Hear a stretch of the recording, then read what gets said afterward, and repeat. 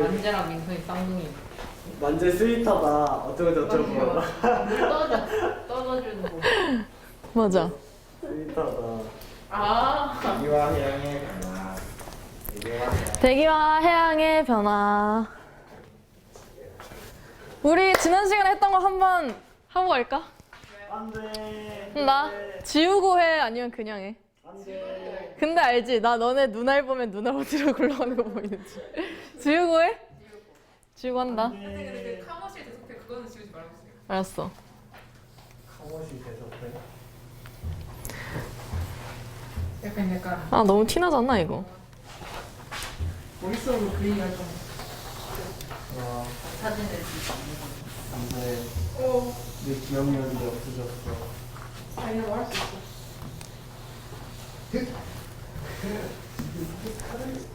간다. 일단 성캄브리아 시대부터. 성캄브리아 시대는 무슨 누대랑 무슨 누대? 시생 누대랑 원생 누대. 누가 먼저야? 누구 오단 말했다. 시생 누대 먼저. 시생 누대 번성한 화석. 스트로마톨라이트. 스트로마톨라이트는 현재도 발견되게 안 발견되게? 현재도 발견된다라는 거. 이거 수특의 문제로 나온다. 아 원생. 어? 두 번째 원생 누대에서 잘 발견되는 화석. 에디아카라 동물군. 얘들은 단세포야 다세포야? 다세포. 그래서 원생 누대는 말쯤에 다세포 생물이 번성했다라는 게 특징이었고요. 그 다음에 고생대로 넘어가서 고생대 시기 기 단위로 얘기를 하면 카모실 대석패. 고생대에서 기억해야 될 화석 4개. 삼필, 갑, 방. 그러면 순서대로 해볼게. 캄브리아기, 삼엽충. 오르도비스기, 필석. 실루리아기, 최초 육상식물. 대봉기, 갑주어. 그리고 갑주어랑 같이 오는 거? 어류. 그 다음에 석탄기, 방추충. 그리고 석양이니까 양서류, 양치식물. 그리고 아까 예은이가 봤던 거. 거대곤충도 여기 있어. 거대곤충. 거대곤충은 그냥 문제 풀다 나와서 적어둔 건데 참고하시고. 페름기에는 무슨 일 있었어? 대멸종. 그러면 중생대 기억해야 될 화석 3개. 암공시, 트라이아스기, 아모나이트, 쥐라기, 공룡, 시조새. 백악기에는 대멸종. 신생대 기 단위로 시기 말해보기. 팔레오기, 네오기, 제사기. 신생대 기억해야 될 화석 2개. 매화. 화폐석은 무슨 시기? 팔레오기랑 팔레오기랑 네오기. 메머드는 제사기. 이렇게 됐었죠. 그러면 중간에 잠깐 꼬아서 빙하기가 있었던 시기. 오석패 제사기. 오석패 제사기. 그러면 대멸종 있었던 시기들. 오대 페트백. 오대 페트백 기억하시고. 그러면 이제 어렵겠다. 식물 안 했다. 식물. 거시식물 번성했던 시대. 중생대. 속시식물 번성했던 시대. 신생대. 거시식물 종류. 민소 말고? 은소. 야, 나 그때 수능 때는 내가 민소 말고 못 해줄 텐데 너네 어떡할래? 은소. 은행나무랑 소철. 속시식물의 예시? 단풍나무, 참나무 이런 것도 있었죠. 그럼 이제 최초 등장으로 가볼게. 최초 등장. 일단 최초 육상식물. 실루리아기. 최초 육상동물. 대봉이. 실루리아기 바로 다음이 최초 육상동물이라고 그랬죠. 최초 육상동물 대표적인 예시? 양서류. 그치? 그러면 최초 척추동물은 어떤 류들을 최초 척추동물이라고 그래? 어류를 최초 척추동물이라고 했었죠. 그래서 대봉기의 어류가 유명하다 그랬으니까, 유명하대, 번성했다 그랬으니까 한 시대 이전으로 오면 실루리아기의 최초, 실루리아기는 건너뛰어야 된다 그랬으니까 오르도비스기의 최초의 척추동물 혹은 어류. 그러면 최초의 파충류. 석탄기 기억하시고. 최초의 거시식물. 페름기. 거시식물 언제 번성했다고? 중생대 번성했으니까 그 바로 이전인 페름기에 최초 거시식물이 등장했다. 그러면 트라이아스기 최초로 등장한 것들. 공룡이랑 아니야. 포유류. 내가 그때 얘기했잖아. 공룡이 생쥐 잡아먹었다고. 그래서 여기서는 공룡이랑 최초 포유류. 쥐라기 때는 시조새. 백악기 때는 최초 속시식물. 그쵸? 신생대 속시식물 번성했으니까. 그러면 제사기. 인류조상. 메머드는 번성. 제사기 번성. 영혼 있어? 네. 내용기. 그럼 우리 다 했는데? 이거 이것만 외우면 되는데 지금 내가 볼 때 여기 3명은 버벅거리고 있단 말이지. 왜 당연해? 다 외웠는데 여기 애기들은? 그러면 이제 대륙 분포로 가서 12억 년 전에 있었던 대륙 로딘이야. 초대륙이죠. 그리고 얘들이 이동했다가 다시금 2억 4천 혹은 2억 7천만 년 전, 즉 고생대 말쯤에 등장했던 초대륙 판게아. 이때 만들어진 산맥 에팔레치아랑 칼레도니아. 그러고 나서 중생대 때는 무슨 일이 있었어? 인도양이랑 대서양이 확장되고 이때 생긴 산맥 로키랑 안데스. 신생대에는 무슨 일이 있었어? 인도대륙 북상. 인도대륙 북상하면서 3,800만 년 전에 완전히 북반구로 진입했다 그랬죠. 한 5,500만 년 전쯤은 적도 부근에 있다가 3,800만 년 전쯤에 완전 북반구로 진입했대. 그러면 신생대 때 만들어진 산맥 히말라야랑 알프스 산맥. 요 정도 하면 완전 끝났어. 우리 또 안 한 거 있어? 내가 이제 이거 한 달마다 물어볼 거니까 실상 한 일주일마다 물어봐야 되는데 그럼 수능 때까지 우리 몇 번이나 할 수 있을까? 진짜 많이 했어. 근데 생각보다 진짜 많이는 아닐걸? 우리 수능 얼마 남았어? 205일? 207일이지.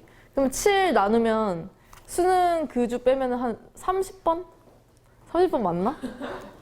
207일이에요. 어제가 206일인 것 같아요. 어제 206일이었어? 아몰랑 우리 열심히 했으니까 오늘은 대기와 해양. 대기와 해양은 크게 이렇게 두 가지, 대기와 해양의 변화 그리고 대기와 해양의 상호작용 두 가지로 나눌 수 있는데, 대기와 해양의 변화에서는 앞에 보는 것처럼 뭐 기압과 날씨 변화 그리고 태풍, 우리나라 주요 악기상, 해수의 성질 이런 것들을 배운다. 사실 어때? 어려울 것 같아? 쉬울 것 같아? 나도 쉽다고 생각을 하거든. 이 부분은 뭐 별거 없지 않나? 솔직히 고체지구는 외울 게 너무너무 많지만 얘네 같은 경우에는 크게 뭔가 그렇게까지 어려울 정도로 외울 건 없지 않나 라는 생각이 들긴 하지만 어찌됐든 뭐 이런 것들을 배우겠다. 그래서 오늘의 목표는 태풍까지 하는 것인데 실상 태풍이 내용이 많기 때문에 일단 최대한 해본 데까지 해보는 걸로. 자, 일단 먼저 기압, 고기압과 저기압에 대해서 먼저 배워야 되는데 보면은 고기압과 저기압에 대해서 배우기 전에 기압이란 무엇인지를 먼저 배워야겠죠. 기압이라는 것은 말 그대로 공기에 의한 압력을 기압이라고 얘기를 하는데 조금 더 이쁜 말로 정리해서 한번 보면 공기의 무게에 의해서 생기는 대기의 압력을 기압이라고 얘기를 하고요. 기압의 단위 기본적으로 헥토파스칼을 기본적으로 쓴다. 뭐 ATM을 쓰기도 하고요. 헥토파스칼을 쓰기도 하고, 그쵸? 얘는 1기압이란 뜻이에요, 1기압. 1기압이 보통 헥토파스칼로 나타내면 1013 헥토파스칼이라고 볼 수가 있는데 얘를 1기압, 1ATM이라고 보는 거죠. 얘는 그 수은기둥의 높이를 가지고 이 기압을 판단한 건데 실상 얘는 이제 거의 안 나오는 추세고요. 이 두 가지만 기억하면 될 것 같아요. 1기압은 1013 헥토파스칼이다 라는 정도만 일단 알아두면 될 것 같습니다.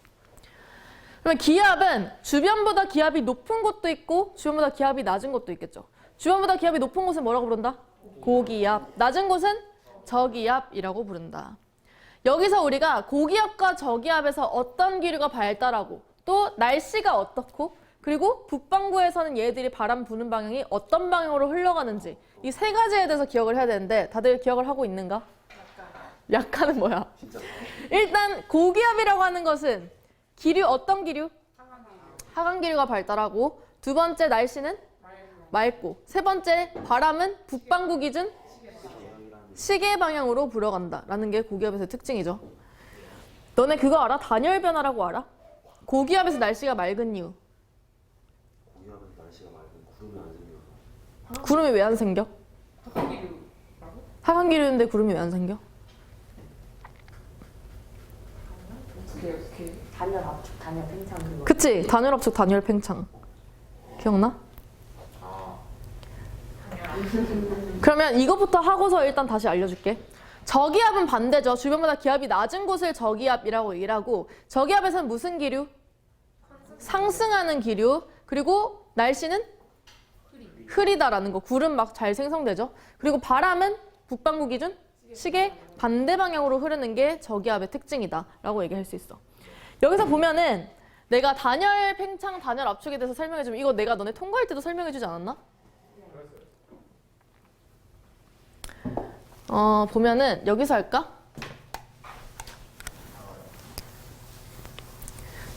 봐봐. 어떤 공기덩어리가 지상 부근에 있다고 가정을 할 때 공기덩어리가 위쪽으로 슉 올라간다고 생각을 해봐. 왜 커져? 봐봐. 지표 부근이랑 그 다음에 상공 몇 킬로미터 올라갔을 때랑 둘 중에 기압이 더 높은 곳은 어디일까요? 지표 부근에서 기압이 더 높아. 그 이유는? 공기가 더 많아서 공기가 왜 더 많아? 아래쪽이니까 아래쪽에 공기가 왜 더 많냐고. 위가 더 많잖아요. 어? 위가 더 많다고? 뭐가 더 많아? 위가 더 많은 게 위가 뭐야? 더 많잖아요. 이거 되게 많아. 중력 때문인가? 맞아. 중력 때문이야. 중력에 의해서 실제로 공기 같은 경우도 지표면 부근에 굉장히 많이 포집되어 있어요. 그러면 이 기압이라고 하는 것은 상공으로 올라갈수록 더 기압이 셀까? 아니면 지표 부근에서 더 셀까? 그치, 지표 부근. 당연히 기압이라고 하는 것은 공기에 의한 압력이니까 지표 부근에서 더 강하게 작용을 하고 있겠죠.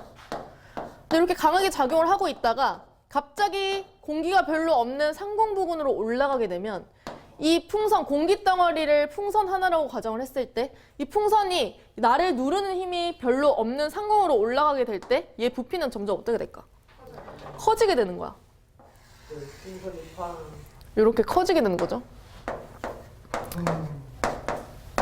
우리가 이걸 설명하려면 그 연력학 제1법칙에 대해서 알아야 되는데 굳이 디테일하게 여기까지 가진 않고 그냥 내가 이해를 할 수 있을 정도로 조금 편하게 설명을 해주면 봐봐. 기존에 이 풍선 안에 들어있던 공기덩어리가 이렇게 팽창을 하게 되잖아? 그럼 팽창하려면 안에 있는 애들이 힘을 써야 돼? 아니면 힘을 빼야 돼? 열심히 힘을 써야 바깥쪽으로 팽창을 할 수가 있겠지. 그럼 이 안에 쪽에 있는 애들이 힘을 쓰게 되면서 내가 열심히 에너지를 썼어. 그럼 이 안에 있는 열의 양은 늘어날까 줄어들까? 그치, 줄어들게 되는 거야. 그럼 온도도 어떻게 될까? 열량이 줄어드니까 온도가 내려가는 거야. 온도가 차가워져? 그러면 이것도 내가 예전에 열심히 설명했는데 우리 사이다 캔 주변에 얘가 차가워지면 주변에 물방울이 많이 생겨? 아니면 건조해져? 차가운 캔이 있어. 미지근한 사이다 캔이랑 방금 갓 냉장고에서 꺼낸 사이다 캔 두 개를 비교했을 때 어느 곳 주변에 물방울이 많이 생겨? 그치, 냉장고에서 꺼낸 애들 근처에 물방울이 많이 생기지. 이 주변의 온도가 이슬점에 도달했기 때문이야. 주변에서 습한 공기들, 그러니까 수증기들이 많이 분포를 하고 있을 텐데 그 수증기들이 딱 이제 뭐라고 해야 될까? 그치, 응결될 수, 오, 좋았어. 응결될 수 있을 온도에 도달을 해주게 하기 때문에 차가운 곳 근처에서 이렇게 물방울이 생기는 거예요. 마찬가지로 이 위쪽에서도 이제 이런 식으로 해서 공기덩어리 온도가 내려가게 되면 그 안에 있던 수증기들이 응결되게 되는 거야. 그러면 수증기가 응결되면 상공에서 뭐가 생기는 거야? 그치, 구름 생기게 되고 이 구름이 생기다가 안에 포함되어 있는 수증기나 물방울 이런 애들이 너무너무 무거워지면 뭐가 돼서 내리는 거야? 비가 돼서 내리는 거지. 여기까지 이해됐어? 이거는 그러면 저기압을 의미하는 걸까? 고기압을 의미하는 걸까? 위로 올라가고 있는 상태니까 그치? 저기압이 될 때를 의미하는 거야. 저기압은 무슨 기류이기 때문에? 상승 기류이기 때문에. 상승 기류가 일어날 때는 저기압이라는 것 자체가 여기 사람이 서 있다고 가정을 했을 때 이 사람이 느낄 때 내 주변에 공기가 많이 없다고 느끼는 게 저기압이죠. 그러면 지금 공기덩어리가 상승 기류가 생긴다는 것은 내 주변에 있는 공기 덩어리가 위로 올라간다는 거잖아. 내 주변에 공기가 많아지는 거야, 적어지는 거야? 적어지는 거기 때문에 이 사람이 느끼기엔 저기압이라고 얘기를 하는 거고, 그래서 상승 기류가 발생할 때 이 사람이 느끼는 저기압이 발생하게 된다 라고 얘기할 수 있는 거야. 이해됐어? 그럼 반대로 고기압일 때는 어디에선가 나를 향해 자꾸 공기가 나에게로 많이 몰려오기 때문에 내 주변의 기압이 높아지는 거지. 그러면 무슨 기류가 돼야 돼? 하강 기류가 돼야 되는 거야. 위에서 공기 덩어리가 자꾸 나한테로 내려와. 고기압일 때는 무슨 기류? 하강 기류가 되는 것이지. 근데 하강 기류가 발생할 때는 아까와는 전혀 다른 상반된 효과가 나타나게 되죠. 현상이 나타나게 되죠. 기존에 위쪽에서는 이렇게 나를 누르고 있던 공기의 압력이 적었는데 갑자기 얘가 하강 기류에 의해서 밑으로 내려오게 되면 공기의 부피가 어떻게 돼요? 줄어들게 되겠지. 이렇게 줄어들어. 그러면 이 공기 덩어리 입장에서는 어떻게 되냐면 나는 가만히 있었는데 주변에서 나를 향해서 일을 열심히 주네? 주변에 있는 애들이 나를 눌러주면서 공기 덩어리 안으로 자꾸 일을 공급해 주는 거야. 그래서 이 안쪽에 있는 애들은 원래 가만히 있는 상태였을 때보다 주변에서 나를 압축해 줄 때 온도가 높아지게 되는 거야. 그럼 봐봐, 아까 사이다캔 예시 들었을 때 사이다캔이 차가울 때는 주변에 물방울이 많아졌었는데 반대로 얘를 내가 사이다를 겁나 데웠어. 생각만 해도 끔찍하지. 이 따뜻한 사이다캔 주변에는 물방울이 많이 있을까 없을까? 없게 되는 거지. 온도가 올라가게 되면서 이슬점과는 굉장히 멀어지게 되면서 기존에 있던 구름도 사라지게 되는 그런 효과가 나타나는 거지. 그래서 이런 현상에 의해서 온도가 높아지게 되면서 구름도 사라지고 날씨는 굉장히 맑아진다라고 얘기할 수 있는 거죠. 이해됐어? 날씨 흐림. 구름 발생하고요. 그래서 이런 현상 자체를 주변에 어떤 열의 출입 없이 단순하게 팽창하면서 나타나는 일이라 그래서 여기를 단열 팽창이라고 얘기를 하고요. 이런 일을.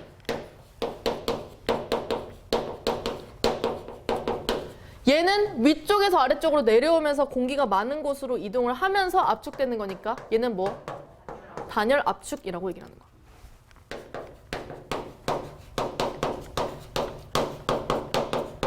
실제로 단열 팽창이나 단열 압축이 있을 때는 그냥 추가적인 또 강제적인 열의 공급이라든지 열의 유출이 없는데도 불구하고 단순히 이런 부피의 팽창과 수축에 의해서 이렇게 온도가 공기덩어리 온도가 하강한다거나 상승한다거나 라는 일이 일어나기 때문에 이것을 단열 팽창 혹은 단열 압축이라고 얘기를 합니다.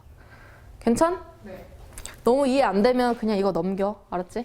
단열 팽창, 단열 압축으로 문제를 낼 것 같진 않으니까 그냥 이 원리를 이해하려고 지금 얘를 설명을 한 거기 때문에 너무 이해가 안 된다 싶으면 그냥 그것만 기억해. 저기압에서는 무슨 기류?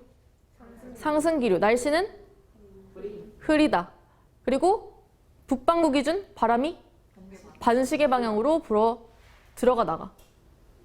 봐봐. 저기압은 생각해봐. 공기가 내 주변에서 없어진다 그랬잖아. 그치?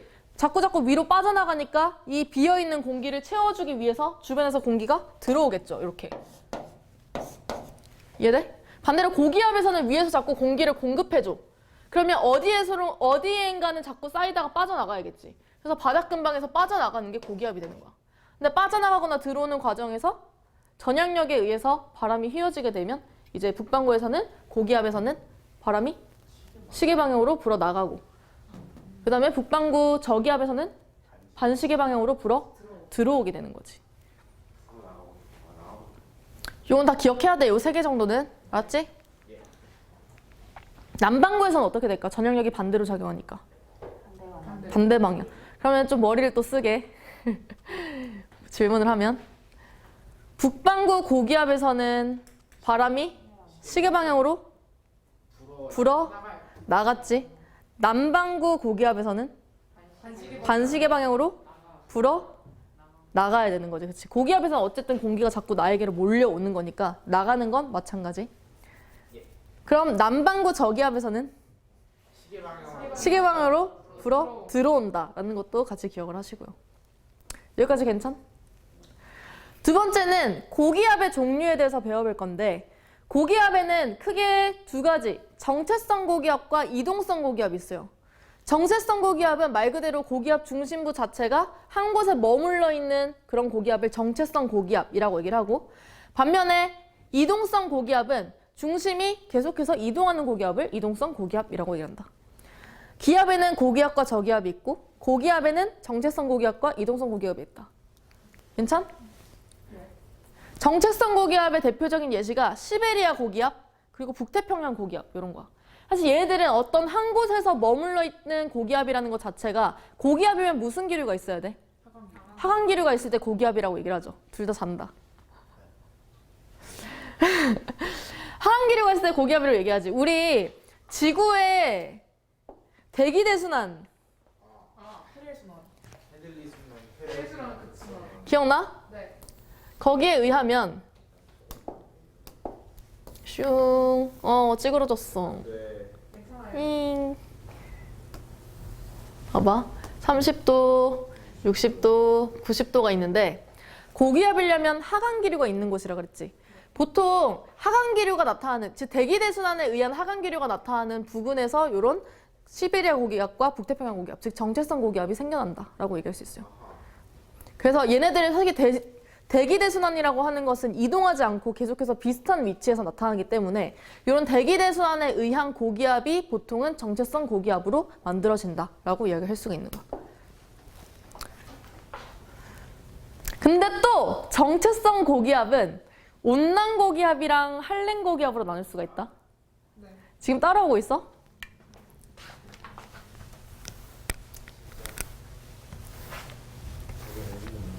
고기압에 정체성 고기압이랑 이동성 고기압이 있는데 정체성 고기압이 또 그치. 한랭 고기압이 아닌 거예요. 그치? 자, 기압이라고 하는 것은 무슨 기압과 무슨 기압?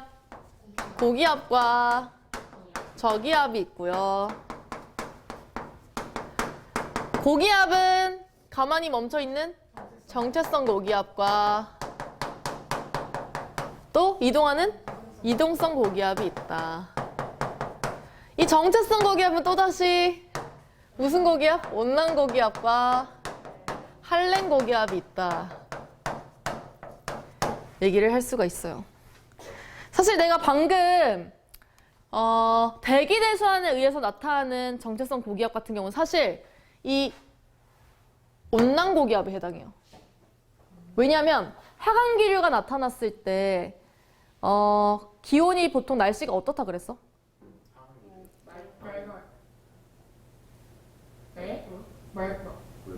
날씨가 맑다 그랬잖아, 그치? 미안. 그래서 내가 사실 말을 아까 이 타이밍에서 해야 되는데 이 타이밍에서 잘못해버렸는데, 사실 정체성 고기압이라고 해서 무조건 대기대순환에 의해서 나타나는 것은 아니고, 실제로 정체성 고기압 중에서 온난 고기압만 대기대순환에 의해서 나타나는 고기압이다 라고 생각하면 돼. 그러면 온난 고기압이라고 하는 것은 주변보다, 보면 봐봐, 온난 고기압은 키 큰 고기압이다 라고도 얘기를 하는데, 얘 지금 연직 방향의 기압 분포를 한번 살펴보게 되면 요렇게 생긴 거거든. 지금 기압이 이렇게 위쪽으로 휘었다는 것은 주변에 비해서 날씨가 따뜻할 때 이렇게 나타나게 될까, 아니면 차가울 때 이렇게 나타나게 될까?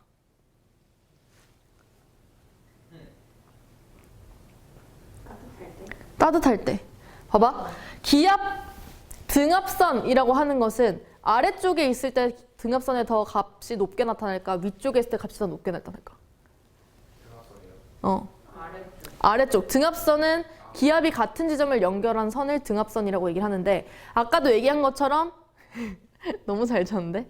아까도 얘기한 것처럼 공기가 중력에 의해서 바닥 쪽에 더 많이 몰려있기 때문에 실제로 등압선이라고 하는 것은 위로 올라가면 올라갈수록 값이 작아질 수밖에 없어요. 근데 만약에 이렇게 휘어져 있다? 그럼 봐봐. 여기 서 있는 사람이랑 여기 끝에 있는 사람이랑을 비교를 한다면, 이게 뭐야? 목에 이거 칼이야 뭐야?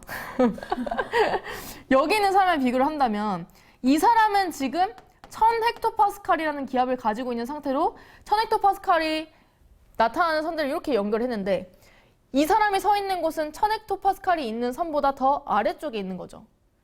그럼 얘는 기압이 더 높다는 거야, 낮다는 거야? 더 높다는 걸 의미를 하는 거야. 근데 이렇게 양 사이드, 주변보다 기압이 높은 지점이 나타나는 곳이 이렇게 높은 층까지, 상공까지도 계속해서 이런 위로 볼록한 형태의 등압선이 나타나는 이런 그런 정체성 고기압을 우리가 키 큰 고기압, 높은 곳까지 고기압이 나타난다 그래서 키 큰 고기압이라고 얘기를 해요. 얘 같은 경우는 아까 말한 것처럼 대기대순환에 의해서 위에서부터 자꾸 공기가 내려오기 때문에 엄청 높은 곳에서부터 공기가 내려오고 있기 때문에 이 높은 층까지도 계속해서 고기압이 유지가 될 수 있는 애들인 거야. 근데 반대로 정체성 고기압 중에서 한랭 고기압이란 뭐냐면 지표가 냉각에 의해서 잠깐 낮은 부분만 고기압이 된 애들을 한랭 고기압이라고 얘기를 해. 얘는 위에서부터 계속해서 하강 기류가 나타나기 때문에 날씨가 위쪽 상공에서부터 계속 맑은 애들이죠. 따뜻한 애들. 그래서 얘들을 온난 고기압이라고 부른다면 얘네 같은 경우는 단순히 지표 냉각에 의해서 왜 이래? 봐봐. 지표 부분이 갑자기 차가워졌어. 그럼 공기의 밀도는 높아질까 낮아질까? 높아져 낮아져? 차가울수록 밀도는 높아져 낮아져? 커지지. 에너지를 잃으니까 분자 운동이 활발해지지 않고 둔해지면서 지들끼리 달라붙어서 밀도는 커지게 되죠. 그래서 지표 부근에서 간혹 가다가 여기서 갑작스럽게 냉각이 일어나게 되면, 지표 냉각이 일어나게 되면 그 지표면이 냉각된 그 낮은 온도에 의해서 요 근방 부분이 갑자기 기압이 높아지게 돼요.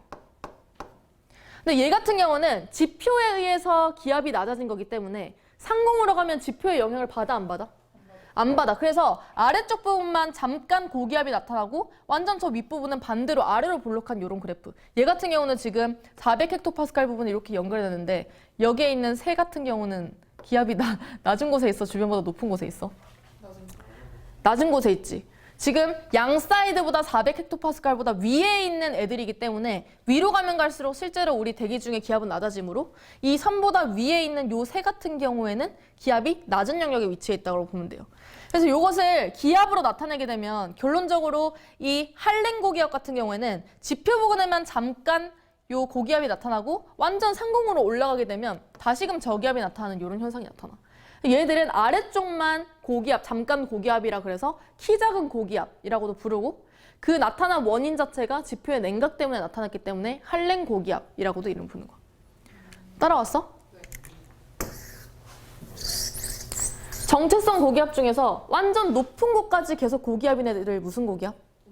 온난 고기압 혹은 키가 큰 고기압이고, 반면에 지표 냉각에 의해서 아래쪽만 잠깐 고기압인 애들은 키 작은 고기압 혹은 한랭 고기압이다 이렇게 부르는 거지. 이해됐어?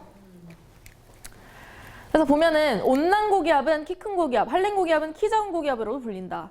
우리나라 여름철에 영향을 미치는 북태평양 고기압 같은 경우는 온난 고기압으로 돼 있죠. 북태평양 고기압 같은 경우는 아까 본 것처럼 위에서 내려오는 대기대순환에 의해서 그냥 우리의 뭐 어떤 지표의 의사와 관계없이 대기대순환에 의해서 하강기류에 의해서 나타나는, 높은 곳에서부터 하강기류가 나타나는 곳에서 나타나는 고기압이기 때문에 얘들은 온난 고기압이 되는 것이고, 반대로 겨울철에 영향 미치는 시베리아 고기압 같은 경우는 엄청나게 넓은 대지 위에 존재해 있는 거잖아. 시베리아가 엄청나게 넓은 대지잖아. 그리고 시베리아라는 지역 자체가 차가운 곳이에요? 아니면 따뜻한 곳이에요?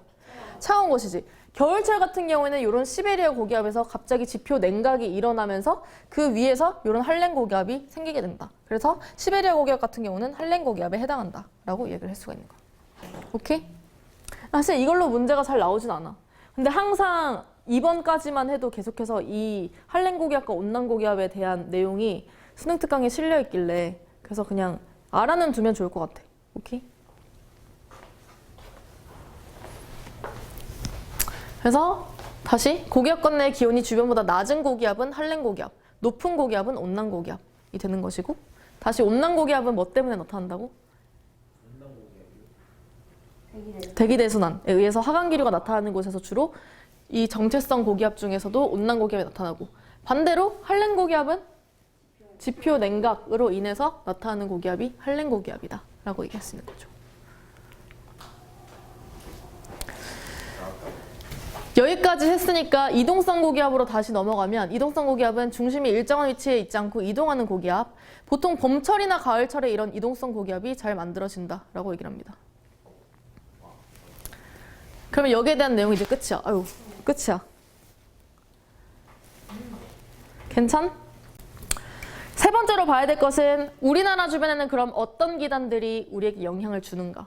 우리나라에 영향을 주는 기단들 4가지에 대해서 배워볼 텐데요. 이거는 순서대로 시베리아에 있으면 시, 오호츠크 오, 시, 오, 북, 양. 난 이렇게 외우거든. 아, 비웃지 마! 야, 너 너무 심하게 쓴 거 아니야? 아, 너무 웃겼어요. 시오북양 왜? 시오북양. 네. 안 까먹겠어요. 이렇게 시계 방향으로 시오북양. 내가 옛날에 알던 애 중에 진짜 시오라는 애가 있었거든. 진짜 있었어. 시오라는 애가 있어서. 그래서 나는 그냥 시오북양 이렇게 외웠었는데. 시오라는 아이가 잘 살고 있을지 모르겠지만 시연이가 너의 이름을 비웃었단다. 이렇게 시계 방향으로 시, 오, 북, 양. 시는 시베리아 기단, 오는 오호츠크의 기단, 북은 북태평양 기단, 양은 양쯔강 기단. 이렇게 기억을 하는 것이지. 실제로 얘들을 쭉 나눠보면 북반구, 그러니까 우리나라 근처를 말을 하는 거니까 고위도로 가면 갈수록 온도는 어떻게 돼요? 차가워지고 저위도로 올수록 태양복수 에너지를 많이 받으니까 따뜻해지죠. 반대로 우리나라 근처 좌측에 있으면 육지 쪽에 가까워, 바다 쪽에 가까워? 육지 쪽에 가깝고 우측에 있으면 바다 쪽에 가까운 거야. 이거를 그냥 적절하게 조합만 하면 돼요. 봐봐, 이쪽이 육지에 가깝다 그랬지? 그럼 육지랑 가까운 쪽은 건조해 아니면 습해? 건조하고 바다랑 가까운 쪽은 습하다고 볼 수 있겠죠? 그러면 위쪽 부근은 뭐라고? 다시? 한랭. 아래쪽 부근은? 온난. 왼쪽 부근은? 건조. 오른쪽은? 다습. 요거 조합해주면 돼. 왼쪽 위는 뭐게? 시베리아 기단. 시베리아 기단의 성질은? 한랭 건조. 여기 뭐라고? 시, 오, 북, 양 이랬으니까 오호츠크 계단. 얘네들 성질은? 한랭 다습. 얘는? 북태평양 기단. 북태평양 기단의 성질은? 온난 다습. 온난에서 조금 더 가서 얘는 고온 다습이라고 얘기를 하죠. 그리고 시, 오, 북, 양이니까 양쯔강 기단의 성질은? 온난 건조다. 이렇게 얘기하면 웬만한 성질은 까먹을 리가 없다. 우찬이는 꿈에서 내 얘기 잘 듣고 있을까? 형수야, 일어나. 진짜 잘하네. 진짜 자. 잠이 와? 야, 이제 여기서 놓치면 끝난다 그랬잖아. 너 여기서 놓치면 또 못 올 건데. 어? 그래서 양쯔강 기단 말고는 전부 다 정체성 기단이다라고 생각을 하시면 되고요. 사실 뭐 정체성이냐 이동성이냐를 크게 물어볼 것 같진 않다만 그래도 양쯔강은 이동성, 봄이나 보통 가을철에 나타나는 애들은 아까 이동성 고기압일 가능성이 높다라고 얘기했었죠. 그래서 양쯔강 기단만 이동성, 나머지는 정체성 고기압이다라는 것도 같이 기억해 두시면 좋을 것 같고요. 시베리아 기단은 정체성이고 한랭 건조. 시베리아 기단 같은 경우는 주로 겨울철에 영향을 많이 미치는 기단이라고 볼 수 있고 북태평양 기단은 고온 다습이었잖아. 얘는 대표적으로 여름철에 영향을 미치는 애들이다. 이 두 가지 일단 먼저 머릿속에 빡 박아두시고 그리고 양쯔강은 봄, 가을이야. 봄, 가을. 그냥 양쯔강은 봄, 가을. 아니야. 이거 안 할래. 또 시연이가 웃을까 봐. 괜찮아요. 궁금해요, 쌤. 아니야. 살짝 봄, 가을이면 뭐 이거는 요즘 시대랑 안 맞는 발상인지 모르겠지만 봄, 가을이면 살짝 그 여성스러운 이미지가 떠오르지 않아?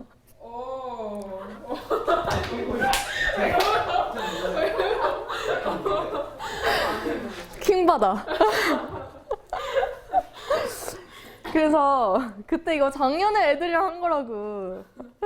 그래서 봄, 가을에는 우리 여자애들한테 무슨 양 붙이니까 봄, 가을 약간 여성스러운 이미지가 있을 때는 양쯔강 기단. 반면에 오호츠크의 기단은 여름이 시작되기 초반 그리고 여름이 끝나갈 때 마무리 이렇게 여름의 앞뒤에 등장한 애들이 오호츠크의 기단이거든. 한번 보시면 봐봐. 여기 보면 겨울철에 3월까지 시베리아 기단, 한랭 건조한 시베리아 기단이 영향을 미치고 그리고 봄철에 양쯔강 기단, 그쵸? 그리고 북태평양 기단은 어느 계절? 여름. 북태평양 기단의 성질? 고온 다습이라 그랬죠. 북태평양 기단이 등장하기 직전에 오호츠크의 기단 한번 등장했다가 끝날 때쯤에 또 다시 한번 오호츠크의 기단이 등장해. 북태평양 기단 양 사이드를 지키고 있는 게 오호츠크의 기단이에요. 그리고 양쯔강 기단 다시 가을철에 등장을 했다가 겨울이 되면 다시 시베리아 기단이 등장하는 이런 형태로 실제로 우리나라 주변에서 기단들이 영향을 미친다. 이렇게 볼 수가 있어.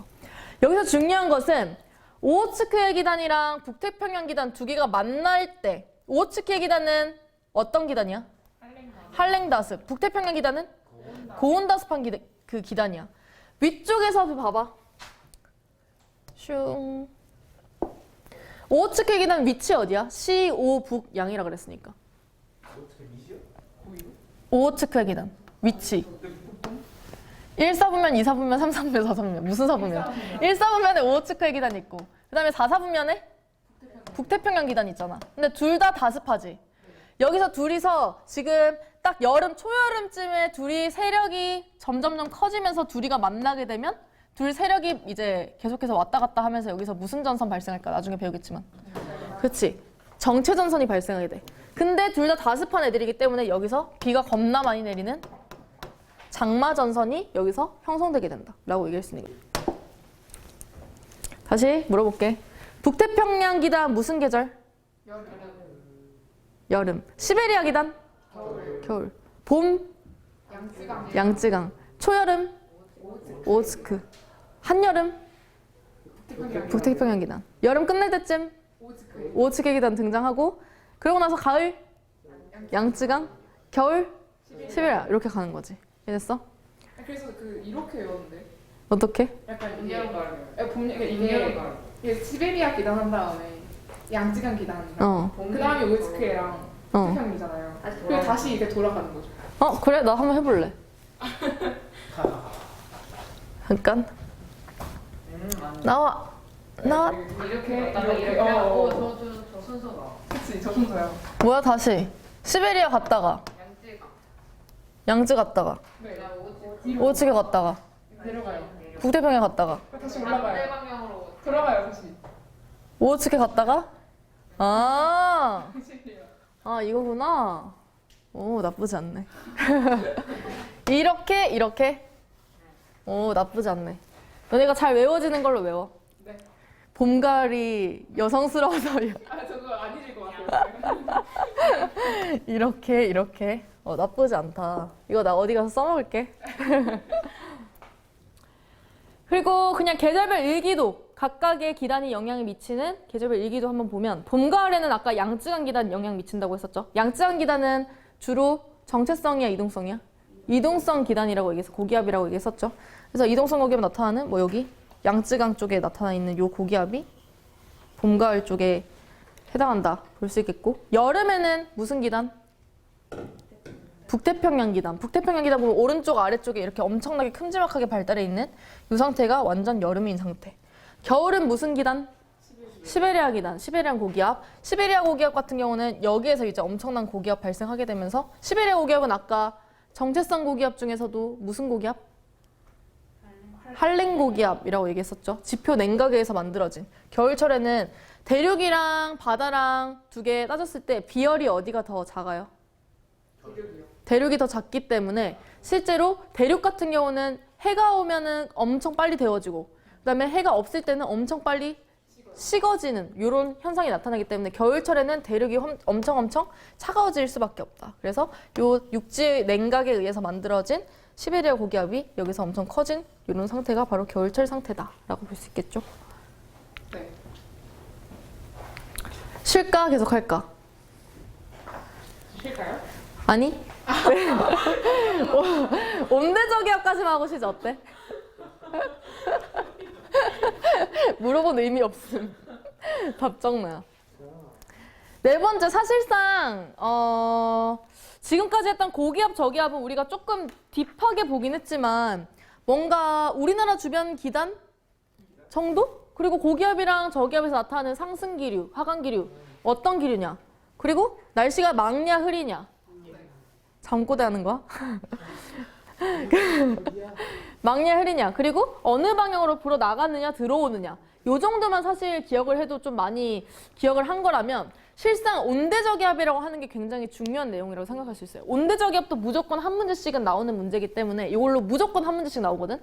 그래서 온대저기압 지금부터 보는 거 굉장히 중요합니다.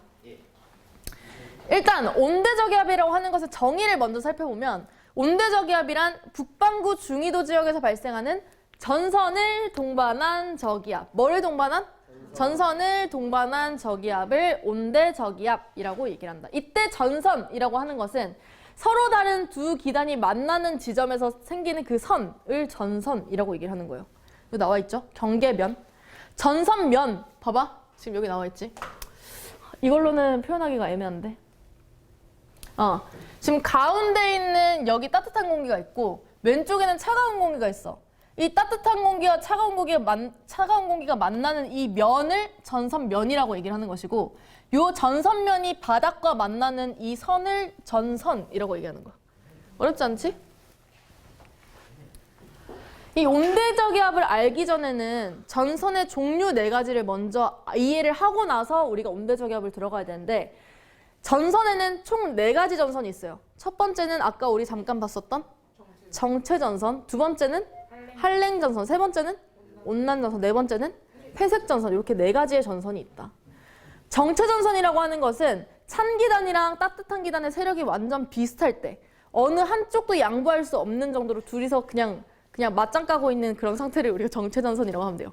세력이 어디론가 밀려나지 않기 때문에 거기에 정체되어 있는 것이고 이런 애들을 정체전선이라고 얘기를 한다. 그래서 거의 이동 없이 한 곳에 머무르는 전선을 정체전선이라고 얘기를 하고 이때 대표적인 예시가 장마전선이 있다.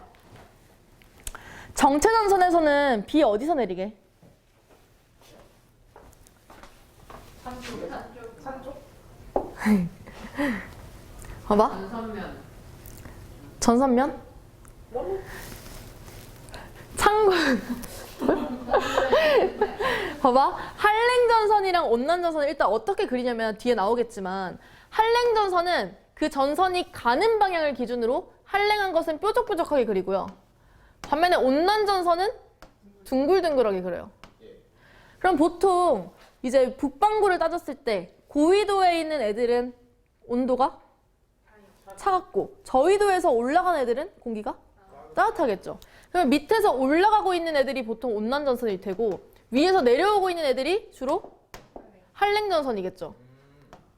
이런 형태로 보통 세력이 위아래로 맞짱을 까고 있는 것인데 위에선 차가운 애들, 밑에선 따뜻한 애들이 이렇게 올라가고 있는 이런 구간인데 이걸 생각해보면 봐봐. 위에서 찬 공기가 슉 내려오는데 찬 공기는 속도가 굉장히 빠르고 보통 아래쪽에 깔려서 내려와. 밀도가 크기 때문에. 밑을 파고들면서 슉 내려오는데 그 위를 따뜻한 공기는 밀도가 커요, 작아요? 작으니까 위를 타고 올라가는 거야. 그럼 위에서 차가운 공기 내려오고 밑에서 따뜻한 공기 올라가고 있을 때 둘이서 만나는 구간은 찬 공기 쪽이야, 따뜻한 공기 쪽이야? 찬 공기 쪽 위쪽에서 따뜻한 공기랑 딱 만나면서 요 구간에서 비가 내리게 되는 거야. 요 구간. 이해됐어? 따뜻한 공기가 올라가고 있는 요 구간에서 비가 내린다. 그래서 보통은 북반구에서 정체전선이 생길 때는 정체전선의 북쪽 부근에서 혹은 다르게 표현하면 차가운 공기가 있는 쪽에서 비가 내린다 라고 얘기를 해야 되는 거야. 오케이? 구름도 당연히 이쪽에서 생기겠죠. 기억하시고요. 이거 백지복습에 있다. 기억하시고 두 번째는 한랭전선. 한랭전선 방금 이야기를 했지만 한랭전선이라고 하는 것은 찬 공기가 따뜻한 공기 쪽으로 이동해서 따뜻한 공기 밑으로 파고들 때 나타나는 그런 전선을 한랭전선이라고 얘기합니다. 한랭전선은 방금 말한 것처럼 밀도가 크기 때문에 보통 밀고 갈 때 이렇게 따뜻한 공기 아래쪽으로 파고 들어가는 이런 형태를 가지게 된다. 얘도 비가 오는 구역은 어디일까요? 그쵸? 얘가 밀고 가기 때문에 그 위쪽 부근을 따뜻한 공기가 덮고 올라가서 걔 둘이 만나는 곳은 요 부분이 되겠죠. 그래서 보면은 이 전선의 뒤쪽 부근, 후방 부근에서 비가 내린다라고 얘기할 수가 있겠고 온난전선 같은 경우에 따뜻한 공기가 찬 공기 위로 올라갈 때 발생하는 거죠. 지금 따뜻한 공기가 찬 공기 위로 올라갈 때 요때 생각을 해보면 온난전선 같은 경우는 비가 온난전선의 앞쪽 영역에서 내릴 수밖에 없다. 왜냐면 찬 공기 위를 타고 올라가는 것이기 때문에 둘이 만나는 구간은 당연히 따뜻한 공기가 있는 쪽이겠죠. 여기서도 마찬가지로 둘이 만나는 구간은 따뜻한 공기가 있는 구간이지만 찬 공기는 밑에서 파고 들어오는 거고 따뜻한 공기는 찬 공기 위를 타고 올라가는 거니까 비가 내리는 구간은 온난전선의 앞쪽에서 주로 비가 내리게 된다 라고 얘기할 수 있는 거지. 괜찮? 한랭전선과 온난전선 한번 비교를 해보면 전선면 기울기 누가 더 가팔라? 한랭전선, 밀도가 큰 한랭전선이 훨씬 가파르다 볼 수 있고요. 구름과 강수의 형태에 나와 있는데 지금 한랭전선이 파고 들어갈 때는 경사면이 굉장히 급격하기 때문에 여기서는 굉장히 좁은 지역의 높은 곳까지 구름이 생기는 저군형 구름이 생기게 됩니다. 무슨 형 구름? 저군형 구름. 저군형 구름이 생기게 되면 이 좁은 지역에서 비가 막 내리기 때문에 소나기가 내릴까 이슬비가 내릴까? 소나기가 내려요. 그래서 저군형 구름 그리고 소나기가 내리고 반대로 온난전선 앞쪽에서는 따뜻한 공기가 완만하게 타고 올라가기 때문에 굉장히 넓은 구간에 얇게 구름이 생기는 이런 구름을 무슨 구름?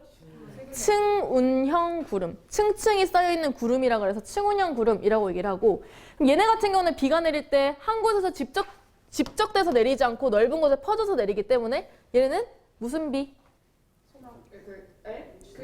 이슬비가 내린다. 지속적인 이슬비가 내린다 라고 볼 수가 있어요.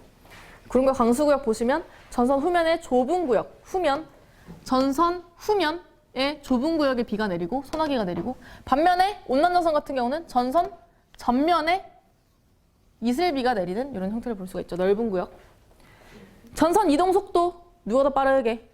한랭전선이 훨씬 빠르다. 밀도가 크기 때문에 한랭전선은 빠르게 파고드는 그런 느낌이고 반면에 온난전선은 속도가 느리다라는 것.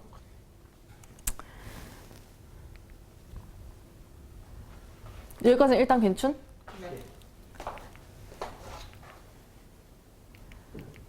이건 조금 이따 다시 보여줄게. 아래쪽은. 아 지금 보여줄까? 모르겠어. 그냥 지금 할게. 그럼 또 생각해봐. 한랭전선이랑 온난전선을 비교했을 때 한랭전선이 지나가게 되면 찬 공기가 봐봐. 여기 사람이 있다고 가정을 해봐. 누가 너무 곤히 자는데? 그치? 카메라 들고 이동해도 돼 이렇게. 카메라 들고 이렇게 지금. 공개 촬영. 막 사람이 이렇게 서 있을 때 얘를 한랭전선이 덮고 갔어. 한랭전선이 지나갔어. 그러면 지나간 이후에 이 사람이 느끼는 온도는 차가운 온도야 아니면 따뜻한 온도야? 차가운 공기. 그래서 한랭전선이 통과하고 나서 기온은 하강한다고 볼 수가 있겠고요. 그리고 아까도 얘기했었지. 찬 공기 같은 경우는 밀도가 크다 그랬어? 작다 그랬어? 그러니까 공기에 의한 압력도 크게 되겠지. 나를 누르는 힘도 크겠죠. 그래서 한랭전선이 지나가게 되면 기압도 상승한다 라고 얘기할 수 있는 거예요. 이 발음 같은 경우는 조금 이따가 할게요. 반면 온난전선이 지나간다. 내가 여기에 서 있었는데 온난전선이 얘를 슉 지나갔어. 그러면 온난전선 앞쪽에는 원래 차가운 공기였는데 그 이후에 따뜻한 공기가 슉 지나간다는 걸 의미를 하는 거겠죠. 온난전선이 지나가면 기온은 높아질 테고 기압은 아까 찬 공기는 기압이 높았다면 따뜻한 공기는 기압이 낮아. 상대적으로 가볍고 나를 누르는 힘이 별로 없기 때문에 따뜻한 공기, 즉 온난전선이 지나가게 되면 기압은 하강하게 된다라는 것도 기억하세요. 이 기압 같은 경우는 애들이 틀리는 경우가 많더라고. 온난전선이 지나가면 기압이 하강한다라는 것을 기억을 잘 못하는 친구들이 많아. 온난전선 지나갈 때는 기압 하강한다라는 것도 같이 기억하시고요. 왜냐면 원래 지나가기 전에는 차가운 상태였는데 갑자기 따뜻한 공기가 훅 지나가는 거니까 기압은 하강한다라고 볼 수가 있겠죠. 내가 이거 4가지 배치를 잘못한 것 같아. 정체, 폐색 이거를 좀 뒤쪽에 빼던지 해야 되는데 순서가 약간 잘못된 것 같아. 마음에 안 들어 지금. 그 마지막 4번째 전선은 폐색 전선입니다. 폐색 전선은 아까 한랭전선과 온난전선의 속도 누가 더 빠르다 그랬죠? 한랭전선의 속도가 더 빨라. 앞쪽에서 유유히 온난전선이 지나가고 있는데 그 뒤를 속도가 겁나 빠른 한랭전선이 와서 얘를 추월을 하게 된 것이죠. 그래서 한랭전선과 온난전선이 겹쳐질 때 만들어지는 전선이 바로 폐색전선이다 라고 볼 수 있는 거야. 그 이유는 뭐라고? 누가 더 빠르기 때문에? 한랭전선이 더 빠르기 때문에. 얘네 같은 경우는 강수구역이 2개가 딱 겹쳐지는 요 부근이라고 볼 수가 있는데 폐색전선에는 2가지가 있다 얘들아.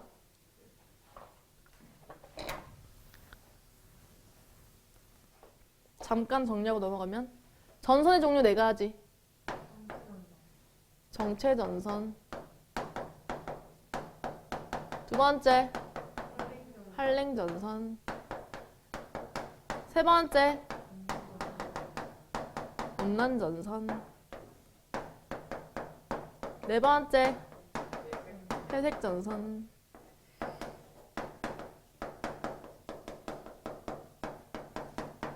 요 폐색전선은 2가지 종류로 나뉠 수가 있어요. 한랭형 폐색전선이랑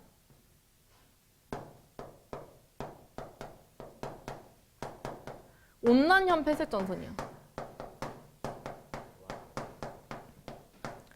이거는 외우기 크게 어렵지 않은데 보면은 한랭전선이랑 온난전선이 겹쳐져서 폐색전선이 만들어진다 그랬잖아. 보면은 보면 따뜻한 공기는 지금 이 가운데 몰려 있다는 거 이해돼? 기본적으로 이것도 사실 우리 온대저기압 배우고 배웠어야 됐는데 앞서서 온난전선이 가고 있다가 그 뒤를 한랭전선이 빡 따라오고 있는 거잖아. 뭐가 그쳐인데.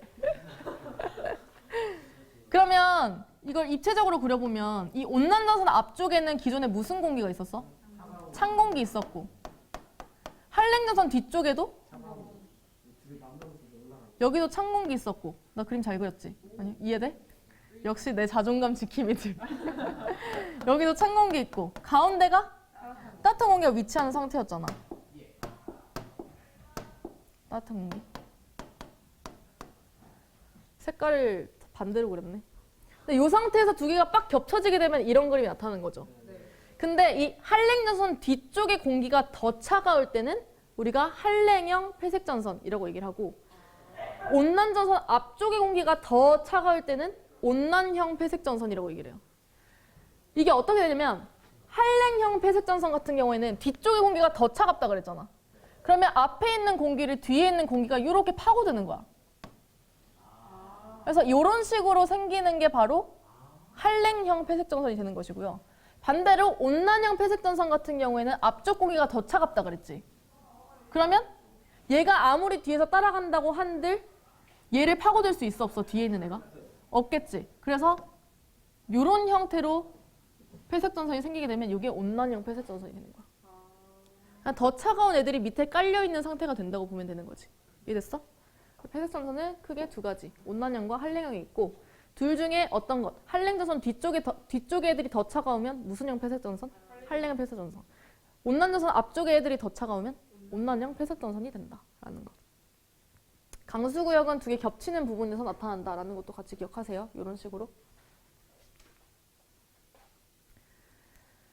그래서 결론적으로 우리 북반구 중위도에서 잘 발생하는 온대저기압이라고 하는 것의 구조를 살펴보면 우리가 지금까지 봤었던 여러 가지 전선들이 여기서 잘 나타납니다. 일단 먼저 앞쪽에 가고 있는 얘를 무슨 전선? 온난전선이 앞쪽에 이렇게 있고요. 뒤쪽에 한랭전선에 있는 이런 상태로 온대저기압이 만들어진다. 그리고 둘이 겹쳐지는 이 COC 겹쳐지는 뾰족한 요 모서리 부분에는 저기압 중심이 존재하는 이런 형태로 온대저기압의 구조가 만들어진다라고 얘기를 할 수가 있습니다. 이때 당시에 온대저기압과 날씨, 각각의 구역에서 날씨가 어떤지, 그리고 바람은 어떤지, 기온은 어떤지, 풍향했지. 또 뭐 남았어? 기압은 어떤지. 이렇게 4가지에 대해서 기억하는 것이 사실상 온대저기압의 핵심이라고 볼 수가 있는데 보게 되면 한번 차례차례 한번 볼게요. 날씨 같은 경우 한랭전선 뒤쪽의 날씨는 어떨까? 아까 뭐 온다 그랬지? 저군형 구름 생기니까 소나기가 오고요. 반대로 가운데 영역에서는 날씨가 맑다. 왜? 전선면 없고 지금 전선면이 여기 봐봐. 한랭전선 후면 그리고 온난전선 전면으로 형성이 돼 있기 때문에 여기서는 비가 내리지 않는다. 그래서 날씨가 맑은 특성이 있고요. 반면에 온난전선 앞쪽에는 무슨 비? 약한 이슬비가 내린다. 넓은 지역에 굉장히 지속적으로 약간씩 내리는 그런 비가 내린다. 기온은 쉽죠. 한랭전선 후면 쪽에서는 무슨 공기? 차가운 공기가 있기 때문에 온도는 낮고 가운데 영역에서는 무슨 공기? 따뜻한 공기 있으니까 온도는 높고 온난조선 앞쪽에서는 차가운 공기가 있기 때문에 온도가 다시 낮아지는 이런 기온 양상을 보인다. 그리고 기압 먼저 볼게. 기압 같은 경우는 보면 아까 한랭전선이 지나가면 기압이 어떻게 된다 그랬어? 찬 공기가 갑자기 밀려오니까 기압이 상승한다고 얘기했었죠.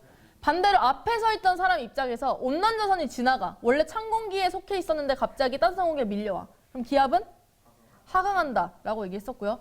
그리고 온난조선 앞 같은 경우에는 뭐 이거는 왜 이렇게 표시를 하는지 모르겠어. 온난조선 앞쪽에는 기압이 높다라는 것을 그냥 상승이라고 표시를 해둔 것 같은데 어쨌든 얘네가 지나가게 되면 얘가 지나가면 기압은 하강하고 얘가 지나가면 기압은 상승한다 라는 것만 기억을 해두시면 됩니다.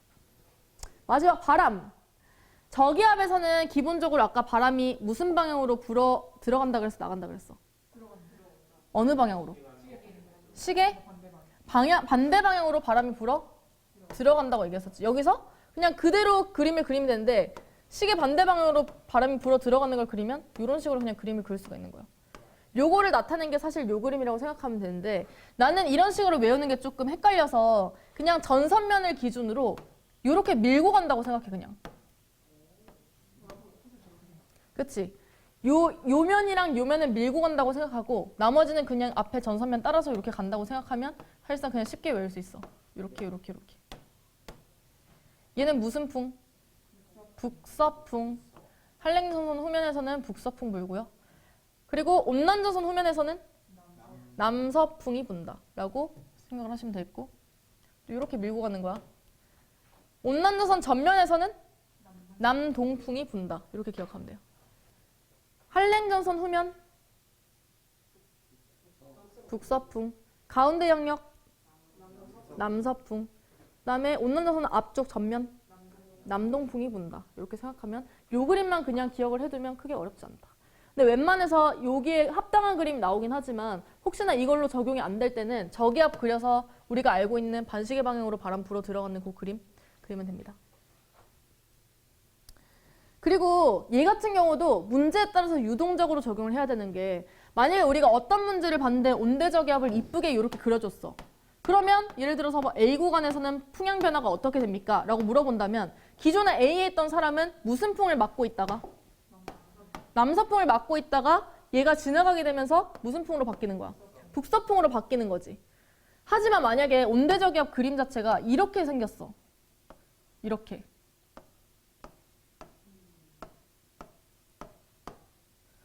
그러면 A 지역에 있는 사람의 풍향은 어떻게 변한다고 봐야 돼? 처음에는 남동풍이 불다가 이후에 남서풍으로 바뀐다라고 얘기를 해야 되는 거야.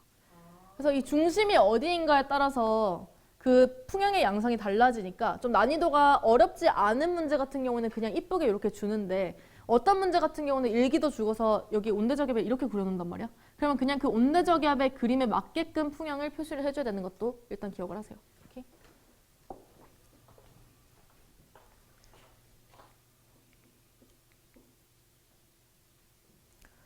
세 번째가 내가 여기 온대저기압 쭉 적어놨나? 세 번째가 온대저기압의 이동. 이동하기 전에 나 하나만 더 해도 돼? 아까 우리 풍향 변화 봤잖아 방금 잠깐.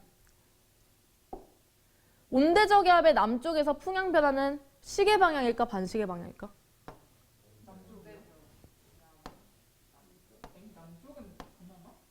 여기 온대저기압 중심의 남쪽.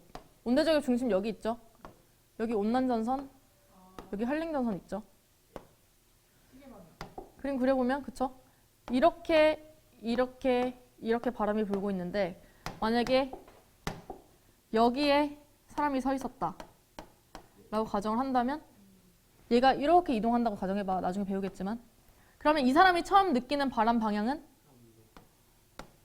첫 번째는 요 바람 느끼고 있다가 그 다음에 요 구간으로 들어서게 되면 요 바람이 불겠죠. 두 번째. 세 번째로 이렇게 이 온대저기압이 이동을 해서 이 사람이 이쪽 바람을 맞으면 요 바람이 불겠죠. 3번.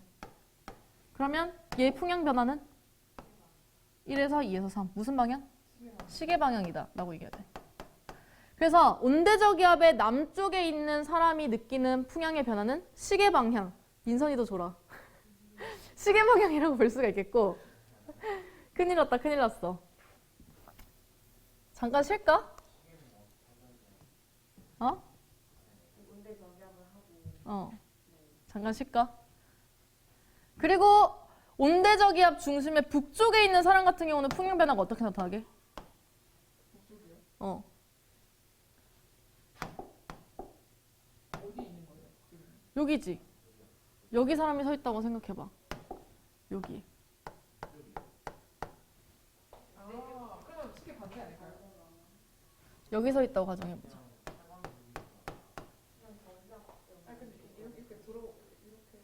그치? 처음에는 여기서도 부는 방향을 생각해보면 바람이 이렇게 불고 있을 거잖아.